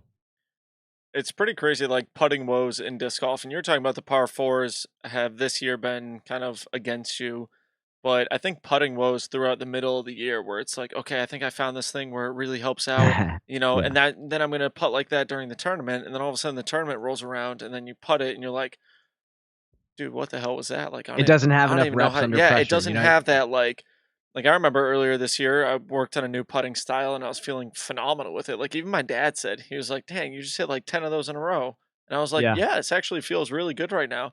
And then I remember going out to like a competitive, maybe the first round of a tournament, and I'm like 25 feet away and I just doinked the putt so short. And I was like, bro, I don't even know what that putt was. And so then I wasn't getting any of like the wrist pop that I was doing. I consider myself kind of a spin putter with a little bit of snap, but then I tried push putting. It wasn't working. It's insane. Putting woes for a lot of pros are what, just kill the tournaments, kill the years, because it's such a confidence breaker. Have you ever forgotten? I'm going to use the word forgotten how to putt. Like, you've been on the course and you're trying, and you're smart. You're smart because you're like, I know what's happening right now. I've forgotten how to putt, so I'm just gonna shake it off and like somehow reinstall it and let's go. But like you can't.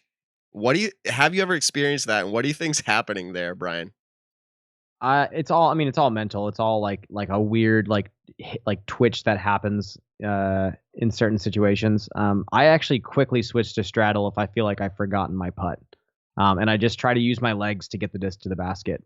I'm quick to switch. Some people are quick to switch to a different putter. Mm-hmm. Some people are quick to switch to, like Nico has been having a similar thing that I've been having. His pitch putt or his push putt or whatever he has, like the pendulum dangly swinger that he does, has not been working for him. And he described to me, when we were playing a practice round, it was like a skins match. He was like, yeah, man, like my heart, like my chest kind of tenses up and I get sweaty. I go cross-eyed. And I'm like, Nico, that's a panic attack, man. Like you're tweaking out on these putts. And that's why he switches to a spin putt. Yeah. That's actually why he takes so long. He has a physical panic attack, like on some of these, putts he steps up to. So the spin putt allows him to just like forget about, his stroke and just throw the Frisbee into the basket. If you watch videos of him years ago when he was one of the best putters in the world, mm-hmm. he was much less stiff in his swing when he was putting from that distance. You can see that there's anxiety and stress in his shoulders now when you watch him putt that way. It doesn't like freely flow like it used to. He's now forcing it.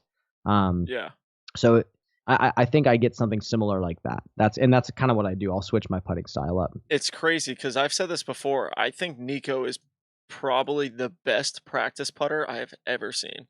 Outrageous. Like, I have seen him hit like 15 40-footers in a row with every disc in his bag. Didn't matter if it was a putter or a driver. He'll literally just putt his whole bag, and they'll all be just that right side hyzering and right to the middle. And I'm like, that looks like old school Nico, because Nico used to be one of my favorite players to watch, and especially like when he won the Vibram Open way back in the day. The putts that he hit that year was absolutely insane. And so then when you watch him do that in practice, you're like, damn, Nico's back. And then in the tournament, like you said, he just tenses up, and then it's like, man, if he would just relax on it. But obviously, there's so many different mental woes when it comes to that. I don't know what he's dealing with. Yeah, anxiety's so weird. Because I deal with it. I am not a strong putter, and I feel like if I was a strong putter, I would be that over 1,000 rated player. To be honest, there were putts that, let's say this last weekend, that I missed that would have solidified me the win by a couple strokes. If everyone else played the same, obviously you can go back and talk about 4 or 5 strokes that you missed. But had I made some of those 20 to 30 footers that should be pretty routine, it's a whole different ball game. But, absolutely, and that's the game right there is putting. It's almost all putting. Yeah, it's we need bigger baskets.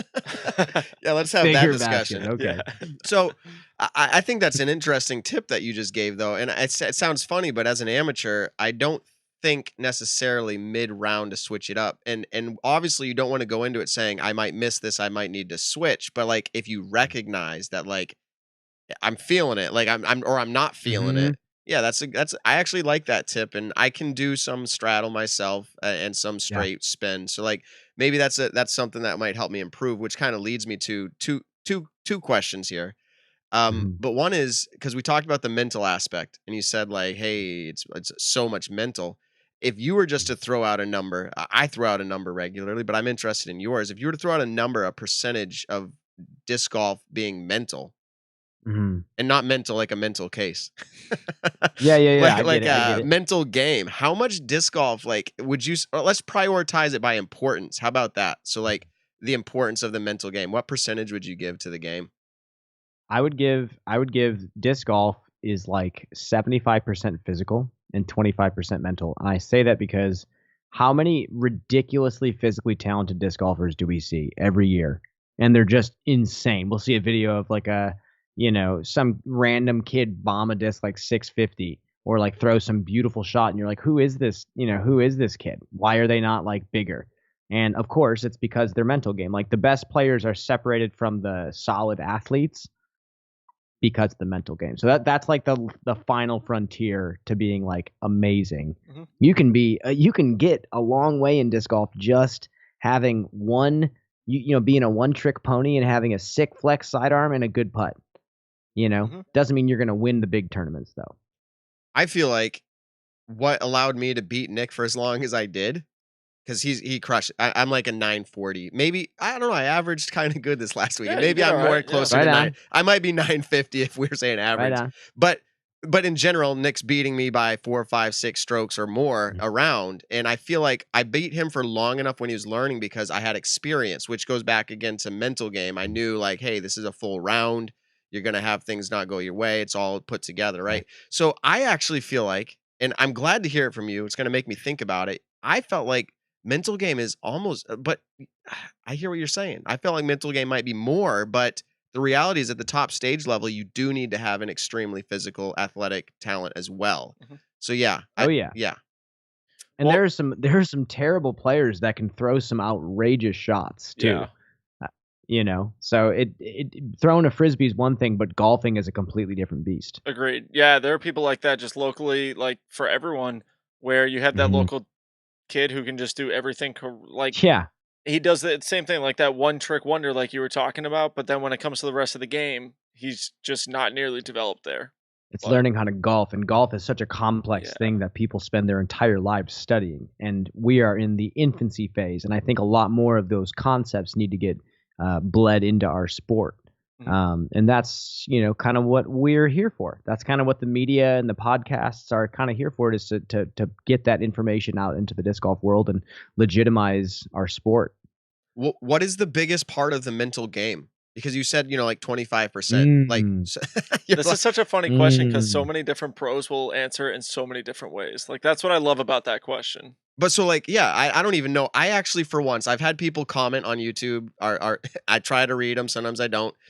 That said, like, hey, Matt, don't be so like pigeonholed into the exact detail of a question, trying to get exactly what you want out of the interview, right? Yeah. And I actually had no opinion here. I was curious to yours. Like, what is the biggest part of the mental game? Is it? And I'll just leave it at that. Now they're starting to pop in my head ideas, but like, what is it? Okay. My current belief that I think I've taught at almost every clinic I've done since I've discovered this. I read a lot of golf books. I read a lot of sports psychology. I love sports psychology a lot. And the one thing that I think about when I think about the mental game is like, if you are someone who has these like nightmarish freakouts in the course, or you get so anxious about certain things, that's not a disc golf thing. It's like a personal issue that disc golf exposes. And I think the biggest one that you have to change, because you actually have to change your behavior. You can't just say, oh, I'm going to go to the course to work on my mental game, and then go home and not, you know, display that behavior. Because golf is the most honest thing that you can possibly partake in, because there's no lying. The course doesn't lie to you. It says you failed right away. And here's a tip that I try to give all the time, and it works with putting quite a bit. And a lot of these fears in the disc golf course are so irrational, but it's because of conditioning. It's because of how we were conditioned as children, as how, you know, what happened to us when we got out of school and went into the working world. You know, all sorts of conditioning. How often do you think, you know, what percentage of disc golfers would you estimate throw a putt, especially amateur players, and I would say a lot of pros as well, throw a putt, hit the cage from like 25, and, oh, that fucking sucked, terrible putt, you're so bad, like insulting themselves, saying the putt's bad? What percentage of players do something like that? Maybe to not that degree, but label their shots some variation of good or bad. 98% of them. Nick gives a high number. I personally, I see it all the time. I'm guilty of it. And it bothers me. So what is it? I feel like the number, I mean, it's high, but this is one of those things where, and I want you to get to your point, but this is one of those things where it's kind of like the vocal minority. Like, you see it, and so it stands out to you. But I wonder. Yeah, so keep going on. So, and I think maybe maybe the sample population I'm thinking of is people that are trying to work on their mental game. You know, you get a question in a clinic. You get a question in a clinic like, hey, I can't stop missing 15 footers. What's my deal? And a lot of times, I think I'm still 100% on this. I ask them, I say, when you miss a 15 footer, how do you feel? they're like, oh, embarrassed, miserable. Their buddies are elbowing them at the clinic, laughing at them. And that fear of missing the 15-footer and the crazy anxiety that people feel to make them not throw a Frisbee 15 feet is, from my current belief, a variation of how you actually vocally talk to yourself about your shots. It's either the disc flew how you wanted it to fly, or it didn't fly how you wanted it to fly. And a majority of shots you throw all round don't fly how you want them to fly. I think Jack Nicklaus or Ben Hogan said in a round they were on fire. They would say that they only hit about 3 or 4 perfect shots.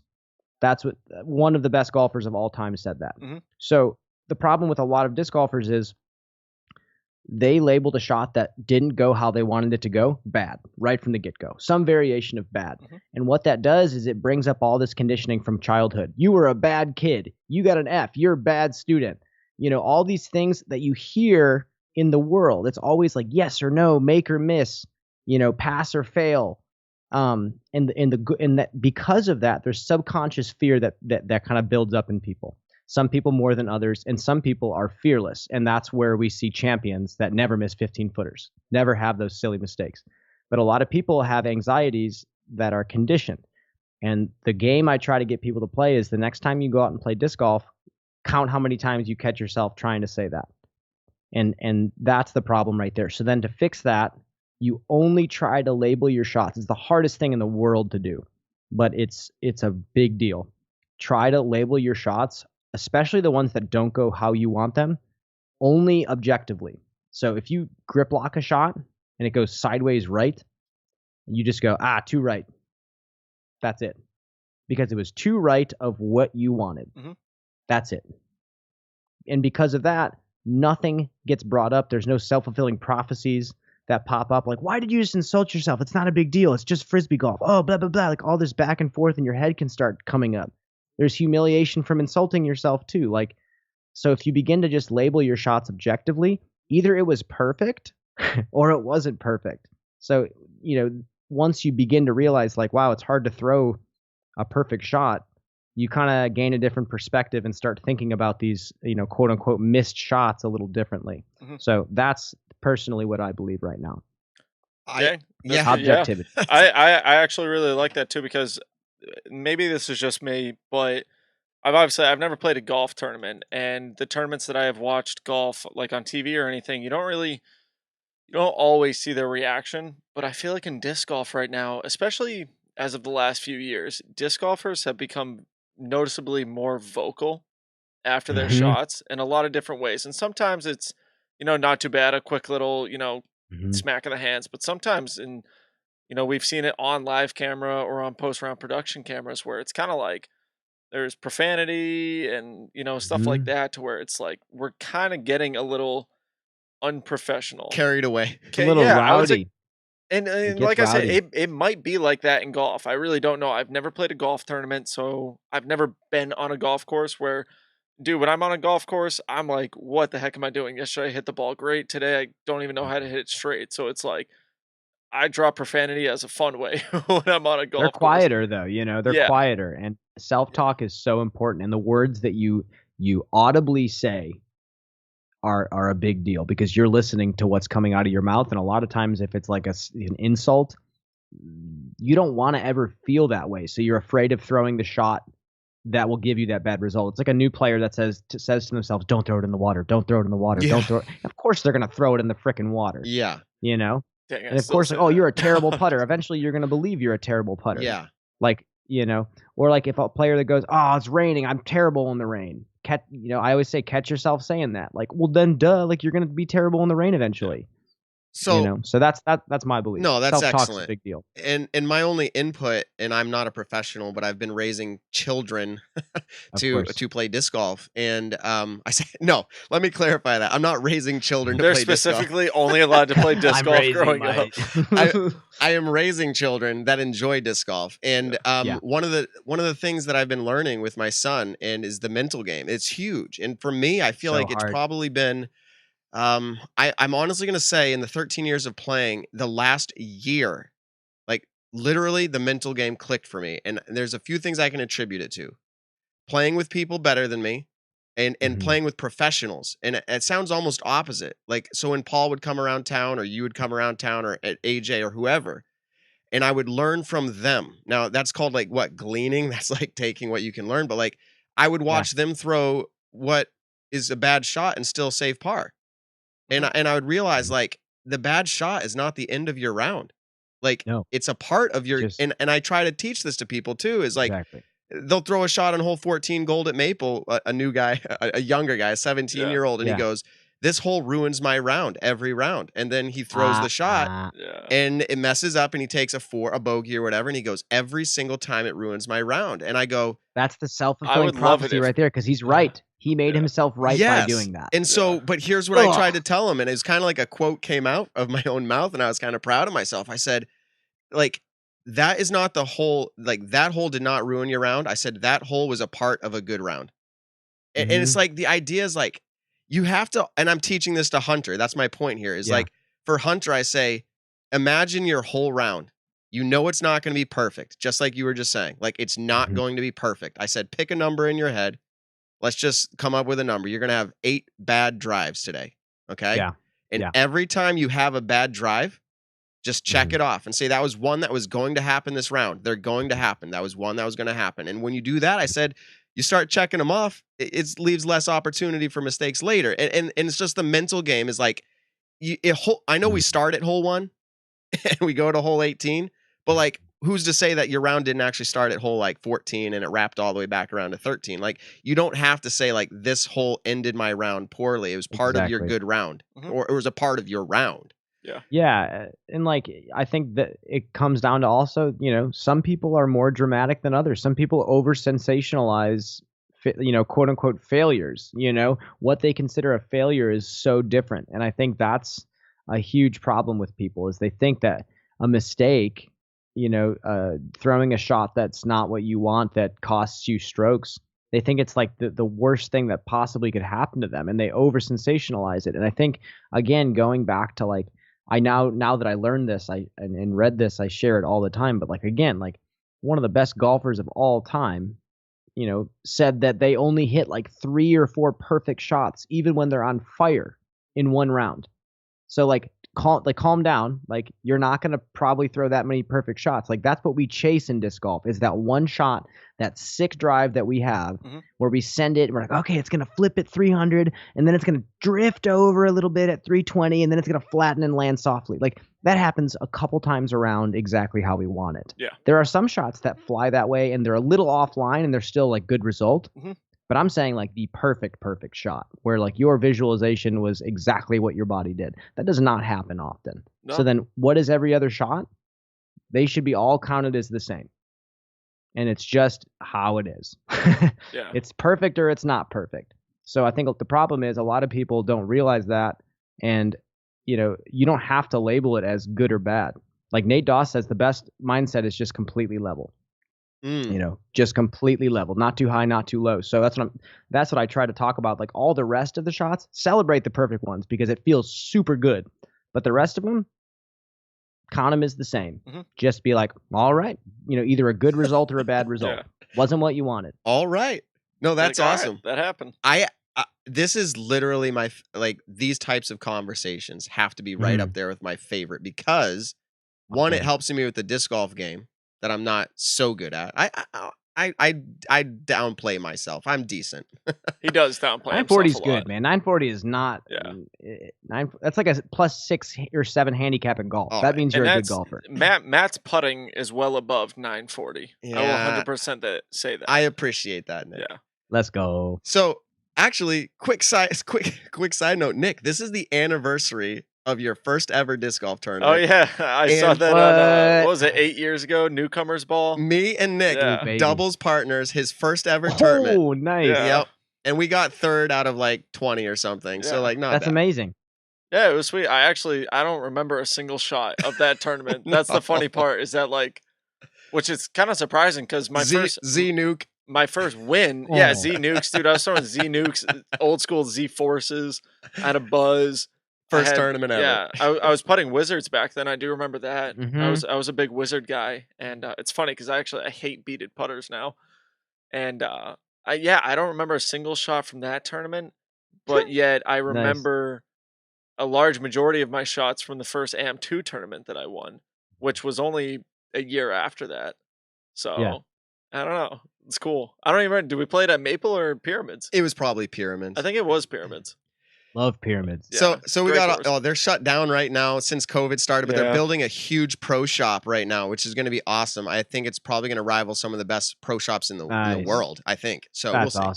awesome. So we jumped off that topic. We're not going to keep you forever, but I do want to say, like, what tips would you give? And I heard you say, like, you can't work on your mental game per se, like on the course. Like, you can obviously exercise it on the course. Yeah, because it exposes more of the things you need to work on. Yes, but like off of the course, what are some things that you're doing to work with mental game? We've talked to Seth Muncie. Obviously, he does a lot with the mental and physical.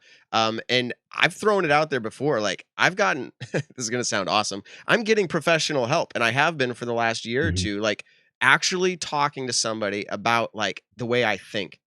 And it's the best money I've ever invested ever. I agree.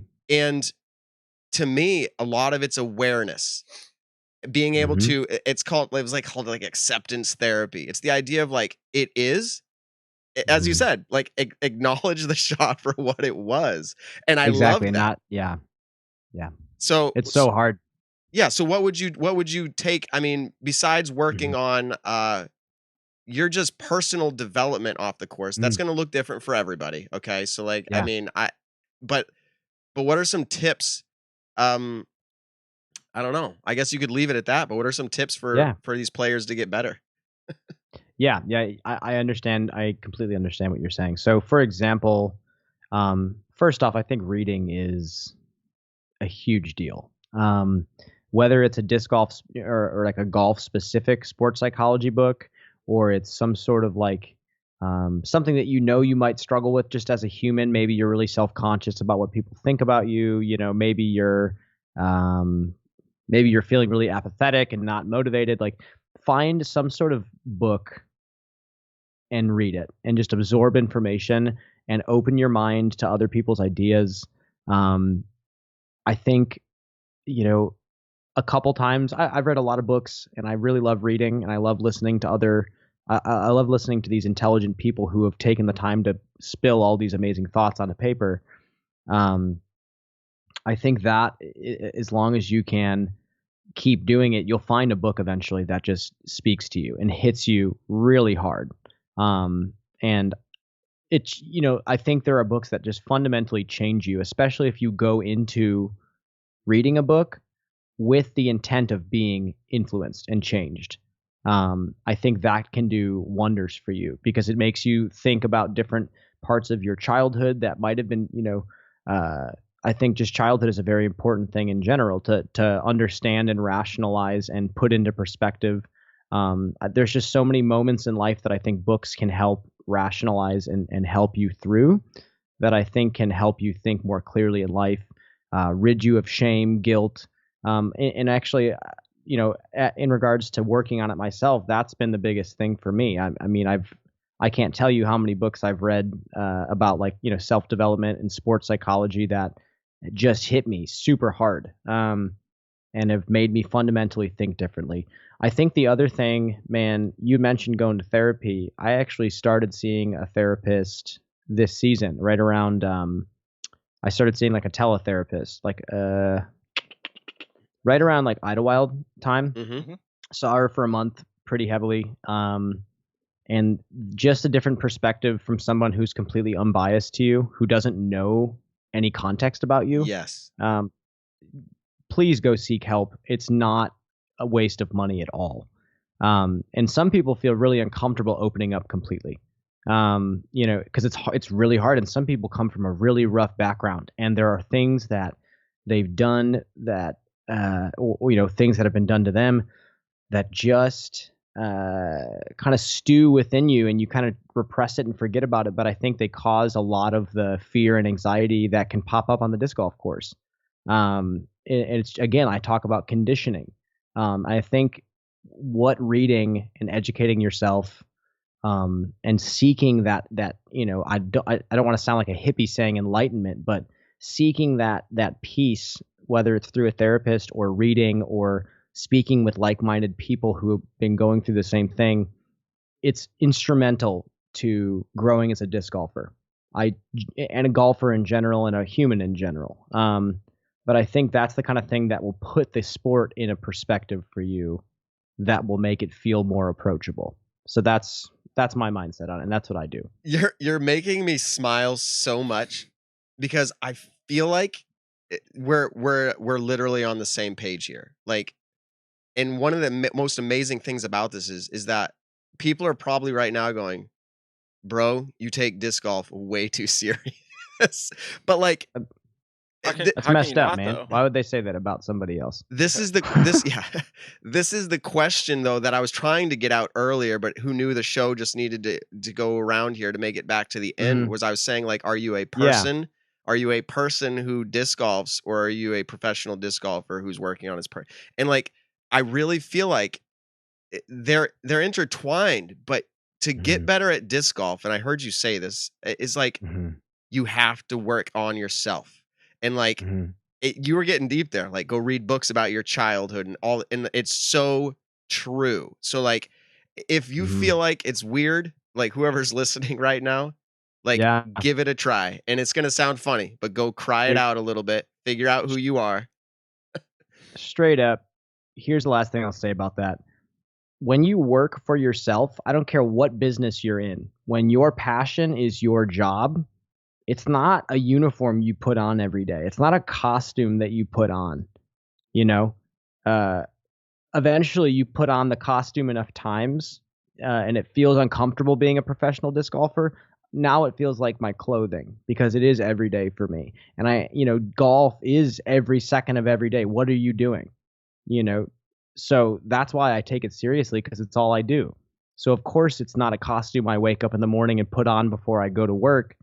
It's the clothing I put on. It's not a uniform. So that's why I take it seriously. It's because it's me. So of course it means something to me. Yeah. That's pretty great. I remember doing a financial class called Financial Peace, and the guy who ran it, Dave Ramsey, one of his famous quotes was, "Winners read." And I'm awful when it comes to reading like books and everything like that. And I need to be better with it, which is a goal of mine this offseason. I've put together a very, very strong list of goals that I'm excited to work towards, especially, when tournaments are all done, which I think at this point I have 2, maybe 3 tournaments kind of left on my plate.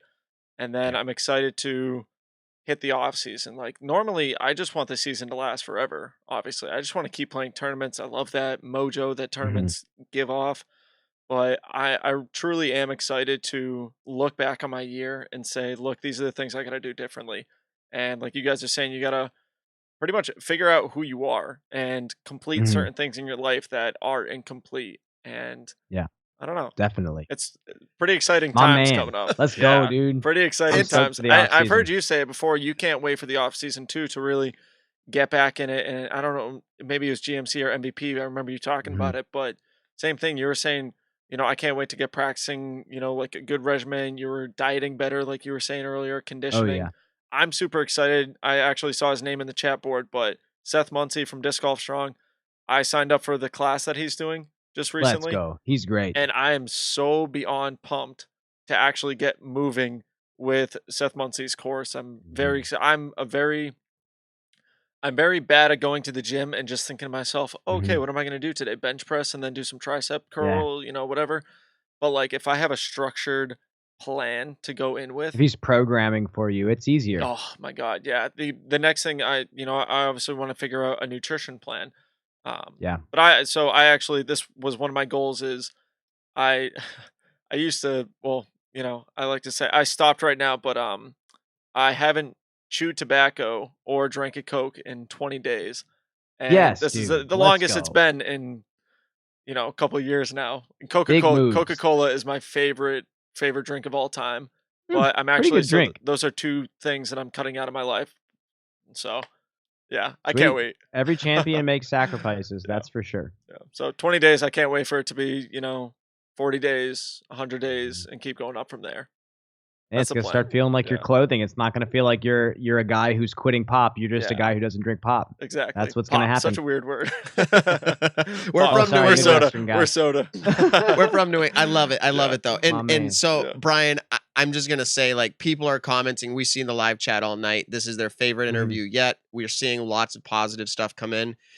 Nice. Yeah, and a lot of people are shouting out your podcast, and they're saying, like, hey, if you like this, go over there. It's really great. So there's been a lot of awesome chatter on there. I really hope, amazing success for that for you. I know, and I can't say I know, but I'm relating to you and how much effort actually goes into this. Yeah. So I want to just. It's so fun. It is fun, and I'm glad you could come on. And honestly, when we want to get deep again, we'll have you on again. And to our listeners, if you just comment and let us know what you thought about this like element of an interview. Like, every interview is going to be different, but you brought a vibe tonight, Brian, that we really appreciate. Let's go. Also, while you're on there, shout out to Chris Carpenter. He just did a $5 super chat. He didn't want us to comment anything, it looks like, but he just said thanks. So. Well, we'll give you, since we're kind of wrapping things up, we'll give you your, 30 seconds of a shameless plug. Where can the people find you? Where can we find, the flight diary, everything like that? Right on. So, again, thank you so much to everybody who has shown me and my passions support. It's pretty mind-boggling that, I've been able to do this for a living, and I hope to continue doing it until I'm old, like whatever that may look like. So thank you all so much for listening to what I have to say and the ideas that I have and what I want to bring to disc golf. The Flight Diary is on Apple Podcasts, Spotify, I think Pocket Cast, Breaker, Overcast, Google Podcasts. It's on a lot of the main platforms for podcasting. Also, there is going to be a Patreon popping up soon. I actually had a lot of people asking me like how they can support me kind of building this archive. We have one in the works. We're working with a guy to completely rebrand all the artwork. We're using like a temporary thumbnail so we can just put episodes out. But I have one of my favorite graphic designers kind of hoping, looking to, or working to completely redo the look of everything. So, that's coming. Again, the support on the Patreon will go towards me getting plane tickets this off season to hopefully go to Clearwater, interview Climo, get out to California, interview Juliana Korver, all these legends of the game that I can start preparing heavily for, and any financial support will allow me to commit more time to it. Thanks to Discraft, Wander Disc Golf, Grip Bags, Delwood Disc Golf in Illinois, just people that I love and clearly have shown me love back for quite some time. So thank you all so much. Man, I love the disc golf community. Peace out, guys. Peace out, brother. All right, man. We will catch up with you another time, and good luck again, and we'll catch up with you later, dude. Right on. Actually, real quick, if you're still listening, subscribe to Gatekeeper Media on YouTube. They are the most underrated disc golf media company out there. They're phenomenal. So I'm their full-time commentator. So you'll be hearing me on the mic at all the big events next year too. Great shout out. All right, man. Good luck with your success, and we'll reach out again sometime and catch up. Absolutely. Yeah, sounds good. Love you guys. All right, man. Bye. Peace. All right, bye.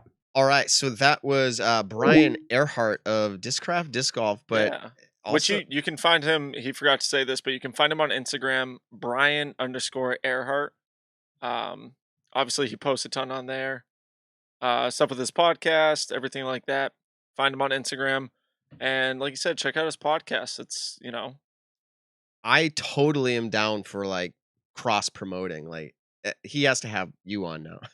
Yeah, I know, right? No, but no, the reality is like this kind of a show, we do have people saying it's their favorite. There's different types of people in this world, and every show is not going to fit everybody. In fact, again, we'll just reiterate, we did the 2,000 subscriber giveaway. We had people comment their favorite episodes, and there was like everybody has a different favorite episode. It was so diverse. It was awesome. We had tons for the Hannah Macbeth episode. We had tons with the Paul and Hannah. Chuck Kennedy, John Houck. We had the Big Germ one, a ton of Big Felberg. Germs. And then the episode that we were doing actually when everyone was commenting with Simon. Yeah. I want to say that one probably got the most. That was just such a fun episode. I love having people in studio. Dude, we ended up with like, I could be wrong here. We ended up with like 600 live watching our show. I think 545 we hit. It was insane. Anyways, way greater. Amazing. So if you're still here listening to the show, we still have some topics. We're going to talk about USDGC media. We're going to talk about hole 17 at Winthrop. We're going to talk about the Professional Disc Golf Association membership. And so real quick, would you just hit the like button, the thumbs up? It just helps so much with the algorithms of YouTube. Would you share it? Would you leave a comment tomorrow or the next day? We are starting the 3K subscriber giveaway, so we're on our way. Nick, this month alone, we had like 1,500 subscribers, which is just kind of, and over like 1 million minutes watched on YouTube. That's insane. That's a big number. In 1 month. Yeah. So that's like, a huge number. Then it's really cool because here's the thing. And I want to be very clear. I think disc golfers are very cool. They want to support us. That's what's happening. We obviously are not the best. We're trying to be as best we can. And we appreciate the support so much. Matt, you'll be better in my book if you get rid of the Skype window. On my screen. My man. So here's where we're transitioning to a topic. Okay? Transitioning to this topic, USDGC media. You said you checked it out a little bit. Let me just kind of put it out there. Since we don't have a guest now, I don't feel as bad not talking over them all the time. I know, right? But you can talk over me. Yeah, I'll just this is the Matt show tonight. Yeah. No. The Disc Golf Network, for people who are new to the sport, the Disc Golf Network is actually a new thing this year. And the Disc Golf Network is owned by the Disc Golf Pro Tour. Okay? And so they procure and they create content, but they also take content from people who would like to submit it. For instance, the Party Podcast. That's Shout out to the Party Podcast. Yeah, Hannah Macbeth and Christine Jennings. So like they create content. So the Disc Golf Network, I'm getting to the whole USDGC media. They create content, they take content, and they pay for it. They what's the word I'm thinking of here? They curate it. They get it all put together. They created a 1 hour, two 1 hour segments a day for the USDGC where they're like talking about it. They're actually on the grounds of Winthrop Arena. That's where they're calling inside Winthrop Arena or something. They're talking. They're actually interviewing players that come off the course. They actually have a feed tap right into the actual live feed that they can actually bring in. Like, hey, we're going to go live right now out there. So like they aren't doing hole by hole. They're only allowed to jump in maybe on the last hole or something. But that's Disc Golf Network. That's already free for you if you subscribe. All right. We've talked about that in the past. USDGC this year, and we talked about this a little bit a few episodes ago, but they released a pay-per-view model. Okay. Where you pay a dollar amount, you can watch this event. I am going to just flat out rate right now my initial feelings on what I think, encompassing all aspects of the media from USDGC. And I'm going to give it a solid this is going to be after people listen to it, after the event's over, but I'm only after the second round. I'm giving it a 6, maybe a 6.5. I like, do you feel like that's high? Do you feel like that's low? Like, what do you think when you hear that number? Well, first I want to interrupt you quick and go completely off topic, but John Browder with the super chat, $10. We really appreciate it, man. Same thing, no comment on this one, but just want to give you a quick shout out, John. Thank you again. No, I think a 6 is very, I think that's a good score for it right now, because my biggest issue, the camera work could use a little bit. Like yesterday when I was watching the feature card, I felt like I watched more of the second card more than I saw of the feature card. And then all of a sudden, Paul or Eagle would throw a shot, and then they'd be walking up to their upshot, so they'd go over to the second card. You'd watch them play the whole hole pretty much, and then all of a sudden the lead card is on the tee pad for the next hole, and I'm like, what the heck just happened? Like, I want to see those shots. But there is one cool thing where when you're watching the lead card, when they get to the next tee pad, then they go to the chase card and they say, okay, here's a quick little snippet of all 4 of their drives. And so they do a really cool camera work with that. The drone coverage is obviously pretty cool. There's been a couple times where they skip to the drone coverage actually a little bit too long, and then all of a sudden we're missing shots. We're missing disc golf shots. Some of them are very important. And I think like today, Paul was putting on the hole after 888. He missed his putt wide right, and then the camera just went to his reaction instead of you watching it roll 50 feet into the hazard. So this is So okay. So some people are like right now in live chats, like, are you kidding me? Like it's better than Disc Golf Pro Tour or the Disc Golf Network. So here I kind of prefaced it off. I said encompassing everything. So if we want to break it down, people are commenting about the commentators. Okay. yeah, we can break this down into like 10 different categories. So that's but why we'll I said we'll all around. I said all around yeah. 6.5. And it got better today. Day 1, I'm literally gonna say like a 5. Okay, all around. Okay. Day 2, I'm giving it a 6.5. And I guess if people want to know where the low numbers are coming from, this is coming from someone who cares about the technical aspects of things. Okay, technically, I felt like the microphone volumes were. There's two sides to it. Hannah and Juliana. Yeah. Their microphone volumes, I feel like were good, and people would be like, "Really? They're low." I like how it allows the atmosphere of the event.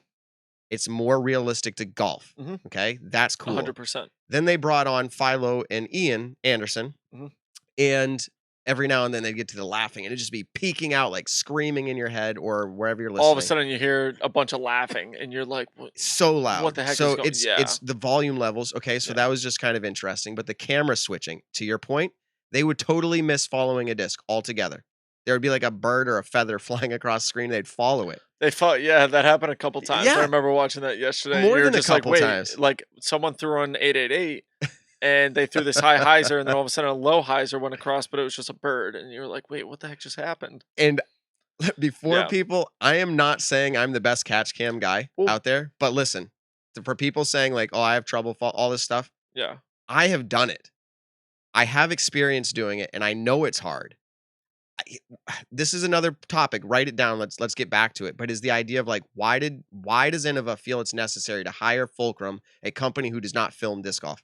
That's like a hot take. Yeah. Like that's a whole conversation. Let's just jot it down for a second. Let's talk about again the quality. So I feel like 720p.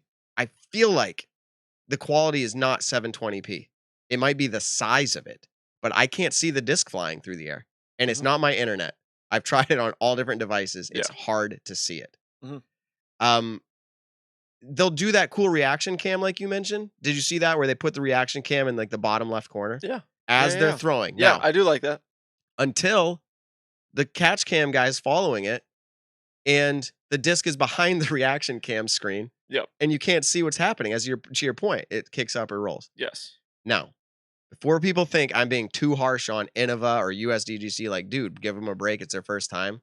I'll be the first to say I've been on projects where that needs to happen. You need to get better. But I'm going back to Innova, the USDGC, probably the most prestigious event of all time. It's a major, the only major especially of the year. this year. Why? Did they sign some agreement where like, we're just going to keep working with you one event a year? But then the camera guys have to get trained on every single year. What's happening? Like, people say they like it better than Disc Golf Network. I'm seeing comments come in, but Disc Golf Network has experience at least. And I feel like while some of the cool things that Innova's bringing in are Fulcrum, I feel like I'm okay with some of those features not being there right now because the watchability is better. I was going to say, so some of the areas, but there are good things that are happening with the Fulcrum camera crew. We can jump over to that if you want to. The good things.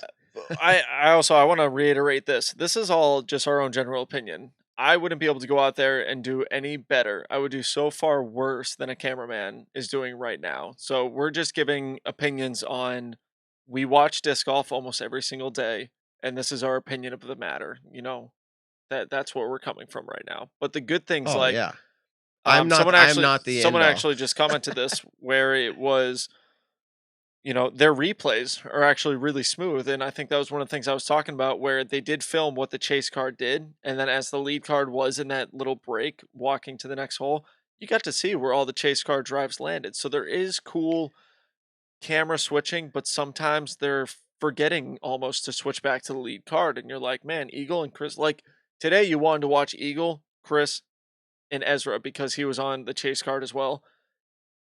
But sometimes all of a sudden you're only focused on watching Chris and Ezra, but you forget that Eagle just had 8 birdies in a row because you didn't get to see all of his drives or you didn't get to see all of his putts.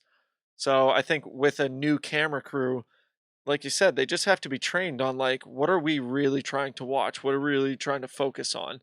And for events like this that we are paying pay-per-view, we do want to watch mostly the lead card. That's what I want to see.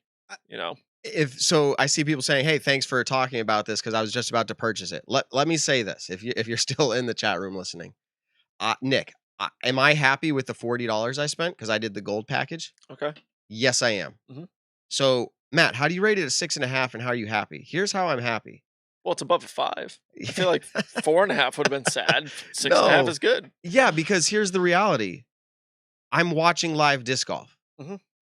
Am I being picky as a podcast talk show host right now? Yes, I am telling you the things that I think were negative. And the reality is, do I have actually phone numbers in my contact list that I could text over there today being like, "Hey, fix that"? I do. But I'm not going to do that. Mm-hmm. I realize they're probably working on it, and it's going to get better every day. It's not my place. Obviously, I have probably zero sway there, and it'd just be a horrible decision on my part to text anybody. Yeah. I know they're working on it. I've been on teams where you have to work on those things, video production teams. So I have no doubts that they're going to get better. My question is, again, why not give it to an experienced crew to do the live production, the switching the whole 9 yards? Why did they not go to the Disc Golf Network? Why? I'm trying to think. What would be the reason? And my hot take is Innova owns the event. I'm going back to this again. Yeah. And they do everything that is going to say like, this is ours, and we're going to show that it's ours, and like, this is not tied to the Disc Golf Pro Tour. This is our event. That could be one reason, is that they just want Innova branded over everything and anything that has to do with the USDGC, which, you know, I do understand it's a very big business move that they're doing. Obviously, you can nitpick between what the Disc Golf Network does, between what Volcrum is doing at the moment. But I do think that, because last year they had Volcrum, they had, you know, a whole seating area for the commentators who were doing it. They had, you know, a booth on 17 to kind of watch what's going on there. You know, there's a lot of cool things that I think as years do progress with this event, if Innova keeps going with Volcrum, that it slowly will get better and better. And honestly, I was very happy to pay $20 Yes. to watch live disc golf at the most prestigious event. My, you know, one of my best friends is on the lead card, and my other best friend is killing it with the commentary for the FPO. I have to say this, Wait, what friend's on lead card, man? Well, Paul was on lead card. Yeah. Spoiler. Oh, well, yeah, I don't even know, actually. I tuned out with 3 holes left. Gotcha. So yeah. Can I reiterate? I think he's on chase card. Can I reiterate? Am I happy with the money that I spent? The answer is yes. Mm-hmm. I am. I'm just being very honest, and they don't need my opinion, but this is a talk show, so like we're talking about it. The things that are and by the way, I'll just shout out another name, Terry Roddy. Have you ever met Terry? Nope. Terry is a CBS Sorry guy. if I have. I don't think he's like literally like at the US Open. Like he's actually on like the crew that produces the shows for golf. Okay, like he's there like for the match, like with Phil and Tiger. Like that's who Terry Roddy is. Okay, and he's down there. He's on that team helping with the production for the USDGC. So I know they have experience on the production. It looks, the cameras, like the product is well thought out. Mm-hmm. It's just coming together day by day right now. Yeah. So I know they know, and if I was on that team, I'd be proud of what we were accomplishing. So I'm not trying to say that. I'm happy with the money we spent. I guess I'll leave it at that. Some of the cool things, as you mentioned, were the replays. And like I said, we are beyond spoiled as disc golf fans when it comes to the coverage that we've had in the past. And so when a new new revenue comes into the sport with Volcrum, I mean, same thing. We got to give it time. You know, they're potentially only going to get better and better. And if Innova doesn't feel like they're getting better, then maybe next year the Disc Golf Pro Tour does step up, and, you know, Innova works out a deal with the Disc Golf Pro Tour, and now they're the cameramen for the event. You know, and that could potentially happen. I see someone in the comments writing that there's a 2-year deal potentially. I think they had a 2-year contract in place with Volcrum. So that could be part of it. I'm not really sure. That could be it, but I mean, yeah, who knows? So lots of people are jumping in on this. It is relevant because obviously the event's happening right now. Nick, who's going to take this event down? What you know after 2 days? We don't have to do spoilers here, so you don't have to say placements. But who do you think's going to take it down? First off, before I say that, I don't know if Alex Russell has ever listened to any of our podcasts, but huge shout out to him. He tied the course record today at 15 down, which is the all-time course record. I know this course changes basically every single year, but the all-time course record I think ever on this course was 15 down, and he tied that today, which is freaking insane, dude. Bogey free, 3 pars. That's so shout out to him. But Eagle, that's my pick. Eagle's your pick, so I'm very, very keen to say the same thing. I'm not counting Paul out. No, not at all. And that's even knowing what I know. But I also, Chris Dickerson shot 14 down today with a bogey. Chris Dickerson is a very good player. Yeah, he's a very smart, methodical player. And when he's kind of in the zone, like Brian was talking about earlier, Ulibarri gets into that zone where he's doesn't even know he's there. I think Chris Dickerson gets into that robot chicken, and he just becomes the limestone laser that he is, and he literally he doesn't really do much wrong. So it was. Who's your pick then? You said Eagle? No, I'm gonna go opposite of you. I'll go Chris. You say Eagle, I'll go Chris. All right. So I just realized before we move on from the topic of USDGC coverage, I would be remiss because we did not hit on this. Some of the goods, right? Some of the goods. I will say I talked about the microphone volumes, but I actually really, really comment if you agree. Really like Philo as a commentator a lot. Ian is a great contrast to him, or like companion, whatever, to his commentary. But that dude, the very first time I heard him on Central Coast, I wasn't so sure. I thought it was too laid back. Like, I was like, he just kind of says what he thinks. Yeah. But for this live commentary, I'm finding him like, so Ian will be like, oh, it'll be fine. And like, Philo will be like, no, like, that or Ian will say something and Philo will be like, yeah, or like I don't know how to explain it. You have to listen to it to get it.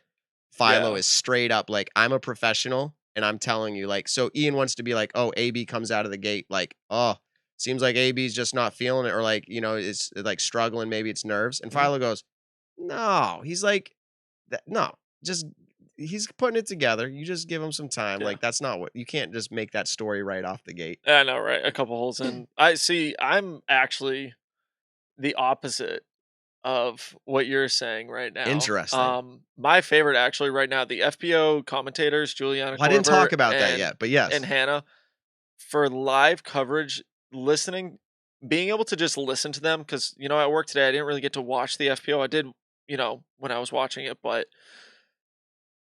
just listening to them, it was so nice because they don't feel awkward when there's silence, and which I actually really liked, because when you're watching a professional sport, I don't want to hear 1,000 jokes. I don't want to hear, things about different tournaments. I don't want to hear things about, the luck that people are getting on the course. I hate that when I'm listening to commentaries, how lucky a player can get. It's just annoying to me.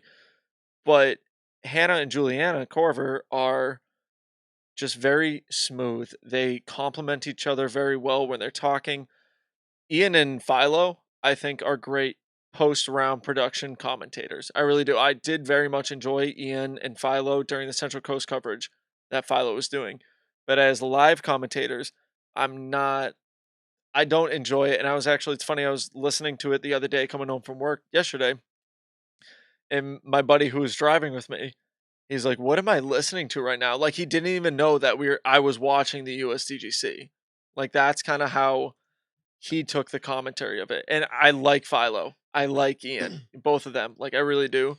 But for live coverage, I'll say this, not my favorite to listen to live. Isn't this, I love the Nick and Matt show. Yeah. Like, honestly, those are raw takes right now. Like, Nick just disagrees, and I think it's one way. Does this just show us, like, out there in the disc golf world, this is why you cannot please everybody. I know, like, right? It's Disc Golf Network releases something, and like half the people are like boo, and half the people are like yay. So like, this is awesome. So Nick, I will go to your point though about Hannah and Juliana. Man, we've said it before. Hannah on our show, her voice is just so great. We're gonna have to have her back on. But I feel like you're right. They are able to let things ride, which is like rest, like I love it. Yeah. You get to just watch disc golf, and you listen to the players and you listen to what's going on at the course. Like, I actually do like being able to hear the noises that's going on in the course, or like a player talking to their disc. I very much enjoy that. Like, I don't care to hear a commentator talk over as a player is throwing. Like, I know that commentator is not next to that person, but I do wish more so that when that player is throwing, I want silence. And okay, Nick, you get silent. No. yeah, What did you exactly, think yeah. about Nate Sexton out there? I actually enjoyed So that. I really liked, and especially when Nate came in the booth with Philo and Ian afterwards, because same thing, Nate wouldn't talk that much because Nate knows when to talk and when not to talk. And I think I'll say this because I don't want to bash Ian and Philo. That's not what I'm doing at all. Philo is super knowledgeable when it comes to everything disc golf Yeah. related, when it comes Yeah. to potentially what players are throwing. He knows 90% of the time when he says, "Oh, that shot's in bounds or out of bounds," he's very spot on with it. Because he said, he's like, dude, I've been playing this event for 13 years. He's like, I know these shots. I know these players. I've watched them grow up. Philo is super knowledgeable. He can tell when a person did not release the disc correctly, and that is going to screw them on a hole. Like Ezra Adderhole today took a 10 on 888. The first shot he threw was incredible. Perfect position to throw a hyzer onto the green, potential eagle look. And right when he threw it, Philo was like, well, watch his release. He threw it too flat, and now it didn't skip across the road, get onto the green. So they're both knowledgeable, but I like them better as post-round production commentators. And to be fair, this is their first gig ever live. So exactly. again, I do give them grace, but I agree with some of your points, but I think I've found myself surprised. Maybe it's surprised because when they first started day one, I wasn't so sure.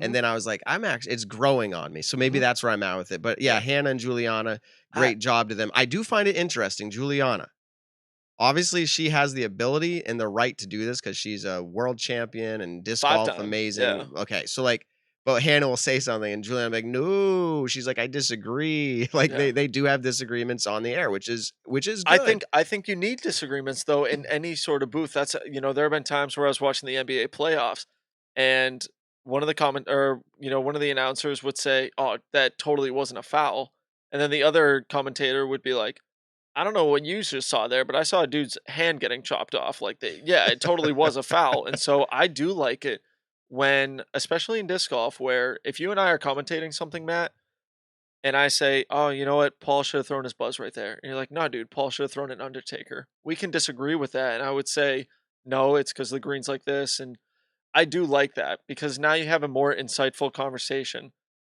So I do think they complement each other very well. One thing that I do wish was going on with this, for both FPO and MPO, I wish sometimes when there's a break, instead of always looking at the drone coverage, because you do look at the same fairway 3 or 4 times with the drone coverage, put a camera at the booth.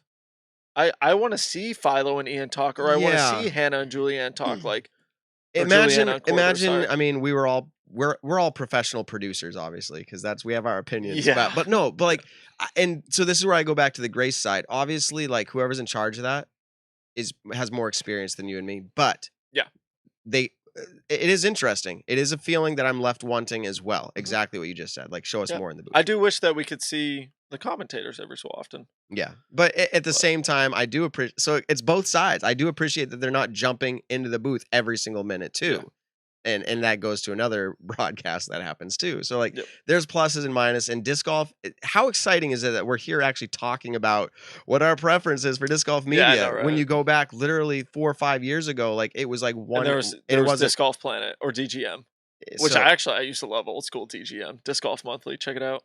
Incredible. So awesome. We're getting ready to wrap up the whole 17 Winthrop. Oh, I want to say this really quick. FPO side, no spoiler. If you guys don't want a spoiler, cover your ears for a second. But Paige is killing it. Once again, you love to see it. Some people hate to see it because I do. I love to see greatness at it. Like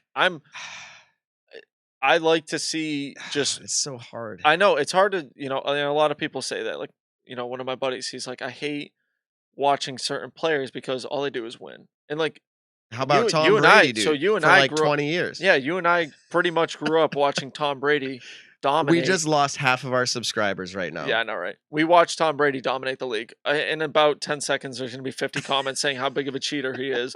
Y'all can say it. I'm not going to read those comments out loud, though. But and can I say this? Because we're getting really animated now.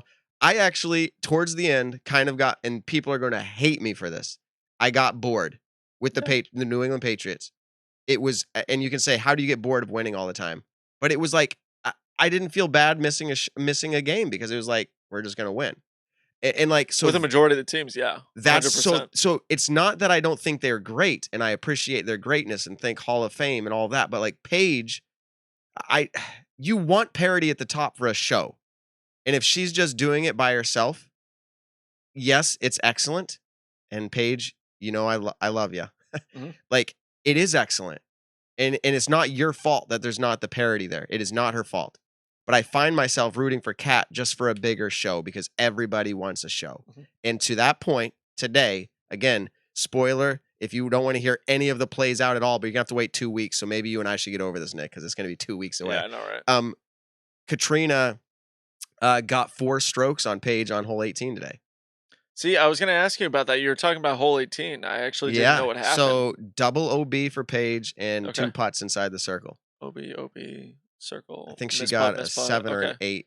There's 7. That makes sense. A 7 and Cat 3'd it. Cat 3'd it. Insane. That's awesome. So Holy cow. It makes me feel like, there's a little bit of hope for parity. It's still, I'm not going to give you the stroke separation, everybody, just in case you do want to go watch it tomorrow or something. But like, it makes me feel like, okay, so like there's that. Let's jump over to hole 17. Did you see what happened to Simon? Did you see what happened to the lead card or the feature card yesterday? Trying to think. Okay, so what happens on hole 17 usually, Nick? Big numbers. Big numbers. At least for one guy. What do you think happened to Simon? I'm trying to think. Because he shot even yesterday, right? Yeah. He was under par going into that hole. He was probably 2 or 3 under par going into that hole, so he would have taken a 7. Yeah, I think it was a 7 or an 8. So what do you go? He went OB. He went OB. Oh, yes. OB, no, I did watch this OB. because I remember Philo and Ian were like, oh, God, you hate to see it. You hate to see it. Who else was on that card that did that? Who else was on that feature card? Why am I having a brain freeze? James Conrad, Simon, Eagle. So it was James that did it also. But I think James only threw it OB once. No, 3 Really? times. Did he really? So Oh. back to back to back. So James did it, then Simon steps up and Simon does it. And I'm like, this is horrible. Dang. So hole 17, 1 card through like so many strokes. Paul got the 2 with his black zone. Yeah. Eagle laid up for the 3. Eagle laid up for the 3. Yeah. Eagle seems to be playing a conservative game this weekend. Oh, yeah. Like as in, like, I'm going to play a game plan. And it is paying off. So what do you think about hole 17? You've been down there. Have you ever thrown that hole? Competitively once when I tried to qualify. But yeah, I've thrown the hole a bunch of times, yeah. This is going to sound really ignorant as an amateur player. It's not hard? easy. Okay. It's not easy at all. To get it in the green anywhere. To get it, even just like people will think that it's easy to lay it up way right side, but it's really not, because if you don't feel comfortable flicking or forehanding a mid-range, or for me it would be a zone, if you don't feel comfortable flicking it that far, you're 90% of the time going to short it, and then 10% of the time you're going to overcook it, and it's very easy to go OB long. So then I'm like, okay, Spike hyzer, right? I mean, for me, if I was to flick a zone, I'd want to just throw it flat over a positions basket and let it fade out. But then there are times where I'm like, oh, I'm not really feeling the zone, so I'm going to go with a Raptor. And then it's super easy to go long with the Raptor because now you're throwing a speed, 8 or 9 disc. So backhanding to me is actually like a lot harder on that hole. I'd rather dump out a flick all day to the right and maybe get lucky and be near a putting position. But backhanding on that hole, because it's like, okay, backhanding is easy to throw far, or you overturn it, or you don't turn it. Well, that's how James Conrad backhand almost only, and even on that hole, he threw 3 right into the water. Well, no, skipped. The first one slid in under the OB rope. It slid in. Yep, I saw next that. In the water, next in the water. Yeah. So like he even tried to be more conservative. It looked like really getting the turnover. But Nick, so you've thrown it. Do you feel like how far? Like just off the top of your head, how far do you feel like that throws? Like if I'm stepping up with my Firebird. Like, am I throwing Matt Graham? Am I throwing that 80%? 80% on a hyzer? 60%? Like, it's not that hard. It's as not distance. that hard. That's the thing. It's not distance. I don't know the exact distance of it, but I'm just asking how far you feel like it is to throw it. Like, how far? Does it feel like it's a 250? I don't even think it's that far, to be honest. Okay. I really don't. Okay. I would say probably like 220, because it's slightly downhill. Right. It is slightly downhill. So it's just the placement. It sounds obvious, but yeah. And it's funny because the landing zone to the right is actually, it's kind of massive. It's just the pin positions, and it's like that hole itself. Because if you go OB, you re-tee it, and then you're like, oh crap, I just threw my go-to disc on it. Now I got to throw I another one. know. And I dude, the know. mental pressure of that hole, I can't imagine You what have it's to like re-tee actually. like right away. Yeah, right away. Yeah. Yeah. The next player doesn't even go. So it's like you get to. So that's when Simon stepped up. You get to after throw an 8 James in front of a Conrad card. did that. Yeah. James Yeah. threw 3 in, and then Simon's like, it's my turn. Okay, and let then me OB, throw 3 in. OB, Yeah. OB. And I think for Simon, I think he would throw a forehand on it, potentially, with like an FT3 or even a PD2, just like a standstill forehand. But he has his elbow injury going on right now. And Simon's a very silky smooth putter thrower. He is. There's no doubt that in practice, he probably makes that shot 10 times out of 10. But then all of a sudden, the tournament slaps you in the face. And if you're having an okay round, that hole can come up, and then boom, all of a sudden now you're over par. Or if you're having an incredible round, boom, 17 comes up and you just lost the tournament. We've seen it, and so this goes back to this topic. Gosh, like yeah. Johnny McRae one year pushing to win, doing the same thing. He was up 3 or 4 strokes going into 18, and then he blows up on 17, causes a playoff, and then Will gets his 3rd USDGC win. So this is the topic, and we can wrap this one up. Is like, what's hole 17 do? And I was just going on and on about how I want a story, like FPO, like I want to see that parody. Hole 17 does that for me. Like, as far as that goes, selfishly as a viewer, yes, I love it. As a player, I don't know if you love it because I don't know how the players. I have not interviewed them to see how they feel about that hole. So I've talked with a ton of players about what holes do you put in your dream 18. Hole 1, Maple Gold, the first shot over the water. Hole 18, European Open, that last hole is incredible. There are a couple other courses, like hole 18 at Maple is incredible, but hole 17 at Winthrop, 90% of the disc golfers I've talked to have put that as their hole 17. But is that like the same reason that Maple's so popular because of the history of it? Is that why they're picking 17? Because it's the history of that hole? Like, it's almost like the walk from 16 to 17 is so epic. Yeah, it's so beyond epic that you're walking there, you're just like, okay, it's a long walk. Like, it's over a couple minute walk, honestly.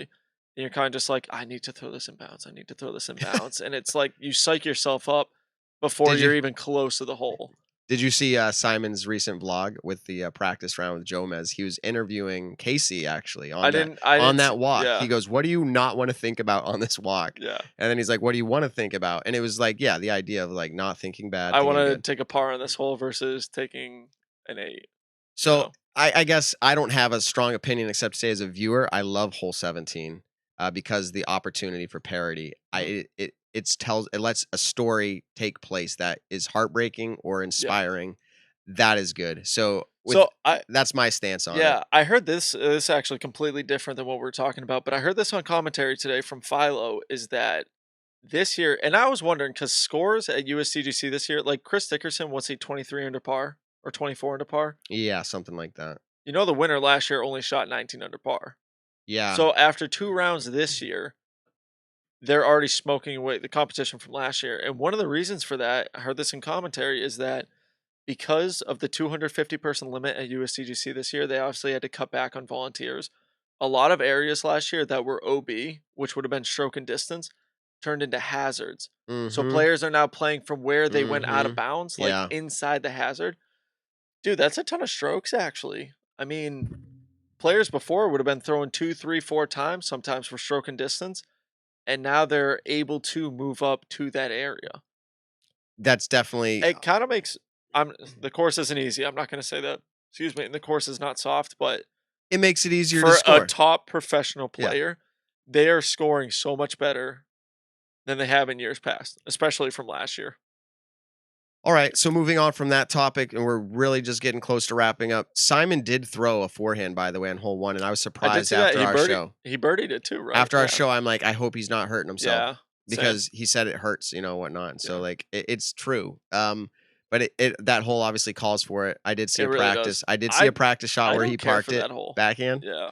But it was pretty cool with the P1X. It's not the play. Yeah. All right, so let's get ready to wrap this up. Professional disc golf memberships. Incredibly, first time in history of Professional Disc Golf Association, they've reached 60,000 active members.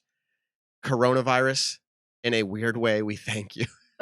Yeah, no kidding, right? It's so weird to actually like say something like that, but yeah, actually, I think during this whole COVID lockdown, as states were able to open up, they were it boosted disc golf in a sense. I met a ton of people that I'd never met before on the course, and from a distance waved and said hello. But yeah, COVID was actually huge for disc golf. And I mean that when I say that with all respect. In fact, and I don't mean to bring personal life into this, but my grandfather did get COVID and died shortly after. And so it's not something to be trivial about, but it's just the timeline in history saying this is what we're going to remember as the peak bump, if you will, in disc golf numbers. So I think that's really cool for the PDGA. So finally, I want to say that at the Nick and Matt show, we respect her game. Yep. And that is not something that I think should just be a promotional item. I'm excited that they did one day really specifically trying to push that. And I say if you haven't heard about it, go to respecthergame.org and check out what their whole initiative is there. But I would like to say also, when we caught drift of like the eruption, if you will, in the social media world with the female disc golfers and feeling welcome or not, like we had Hannah on the show that next night, like when this was all erupting, and go back to the Paul and Hannah show, like episode 17, and go towards the end. She talks about it there. This is before the initiative was actually born, if you will. So like we didn't have the Respect Her Game hashtag to talk about, but we do talk about that there. I will just say this. I'm someone who likes to think deep and on both sides of like people there's people out there right now who are saying this is horrible, it's going to backfire, blah, blah, blah, like women grow up, all this stuff. My thought on it is this. And I'm going to go to a kid. I'm just going to pick a kid in my head.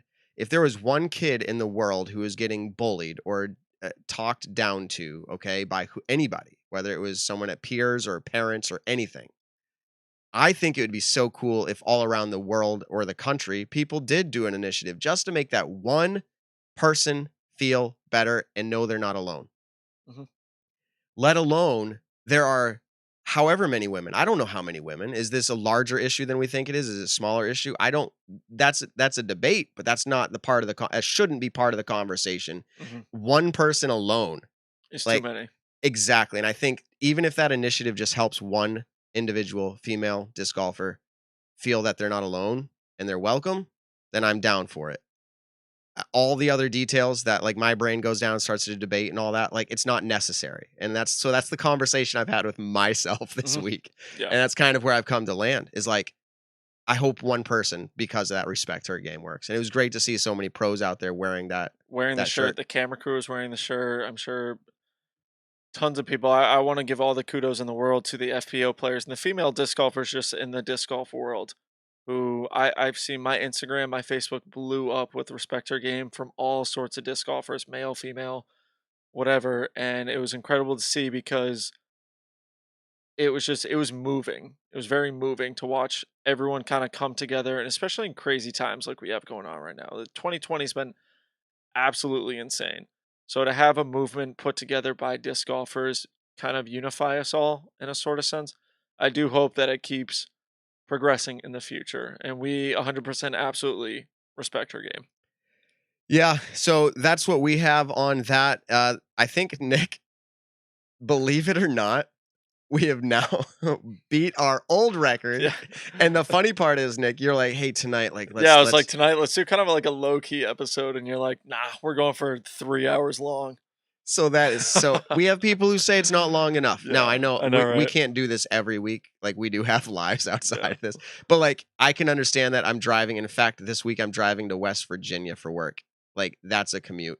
So I'll either re-listen to the show or listen to a few books and get it all done. Yeah, I know, right? But so that's it, guys. That brings us to the end of our show. We hope that you really appreciated it and enjoyed it.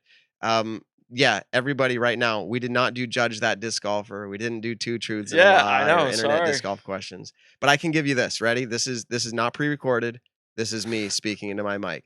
Judge That Disc Golfer, the game show where you judge a disc golfer you've never met.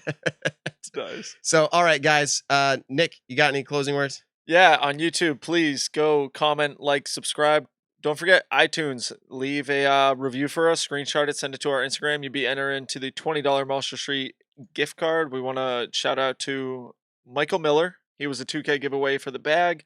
Rocky McGuire, you also get a $20 Marshall Street gift card. Hey, everybody, go out this week. Tell someone you love them. Play some disc golf. We'll see you in the next one. Nick, you're awesome. Thanks, man. Thanks for tuning in to the Nick and Matt Show. Be sure to check us out on your favorite social platform and to subscribe on iTunes.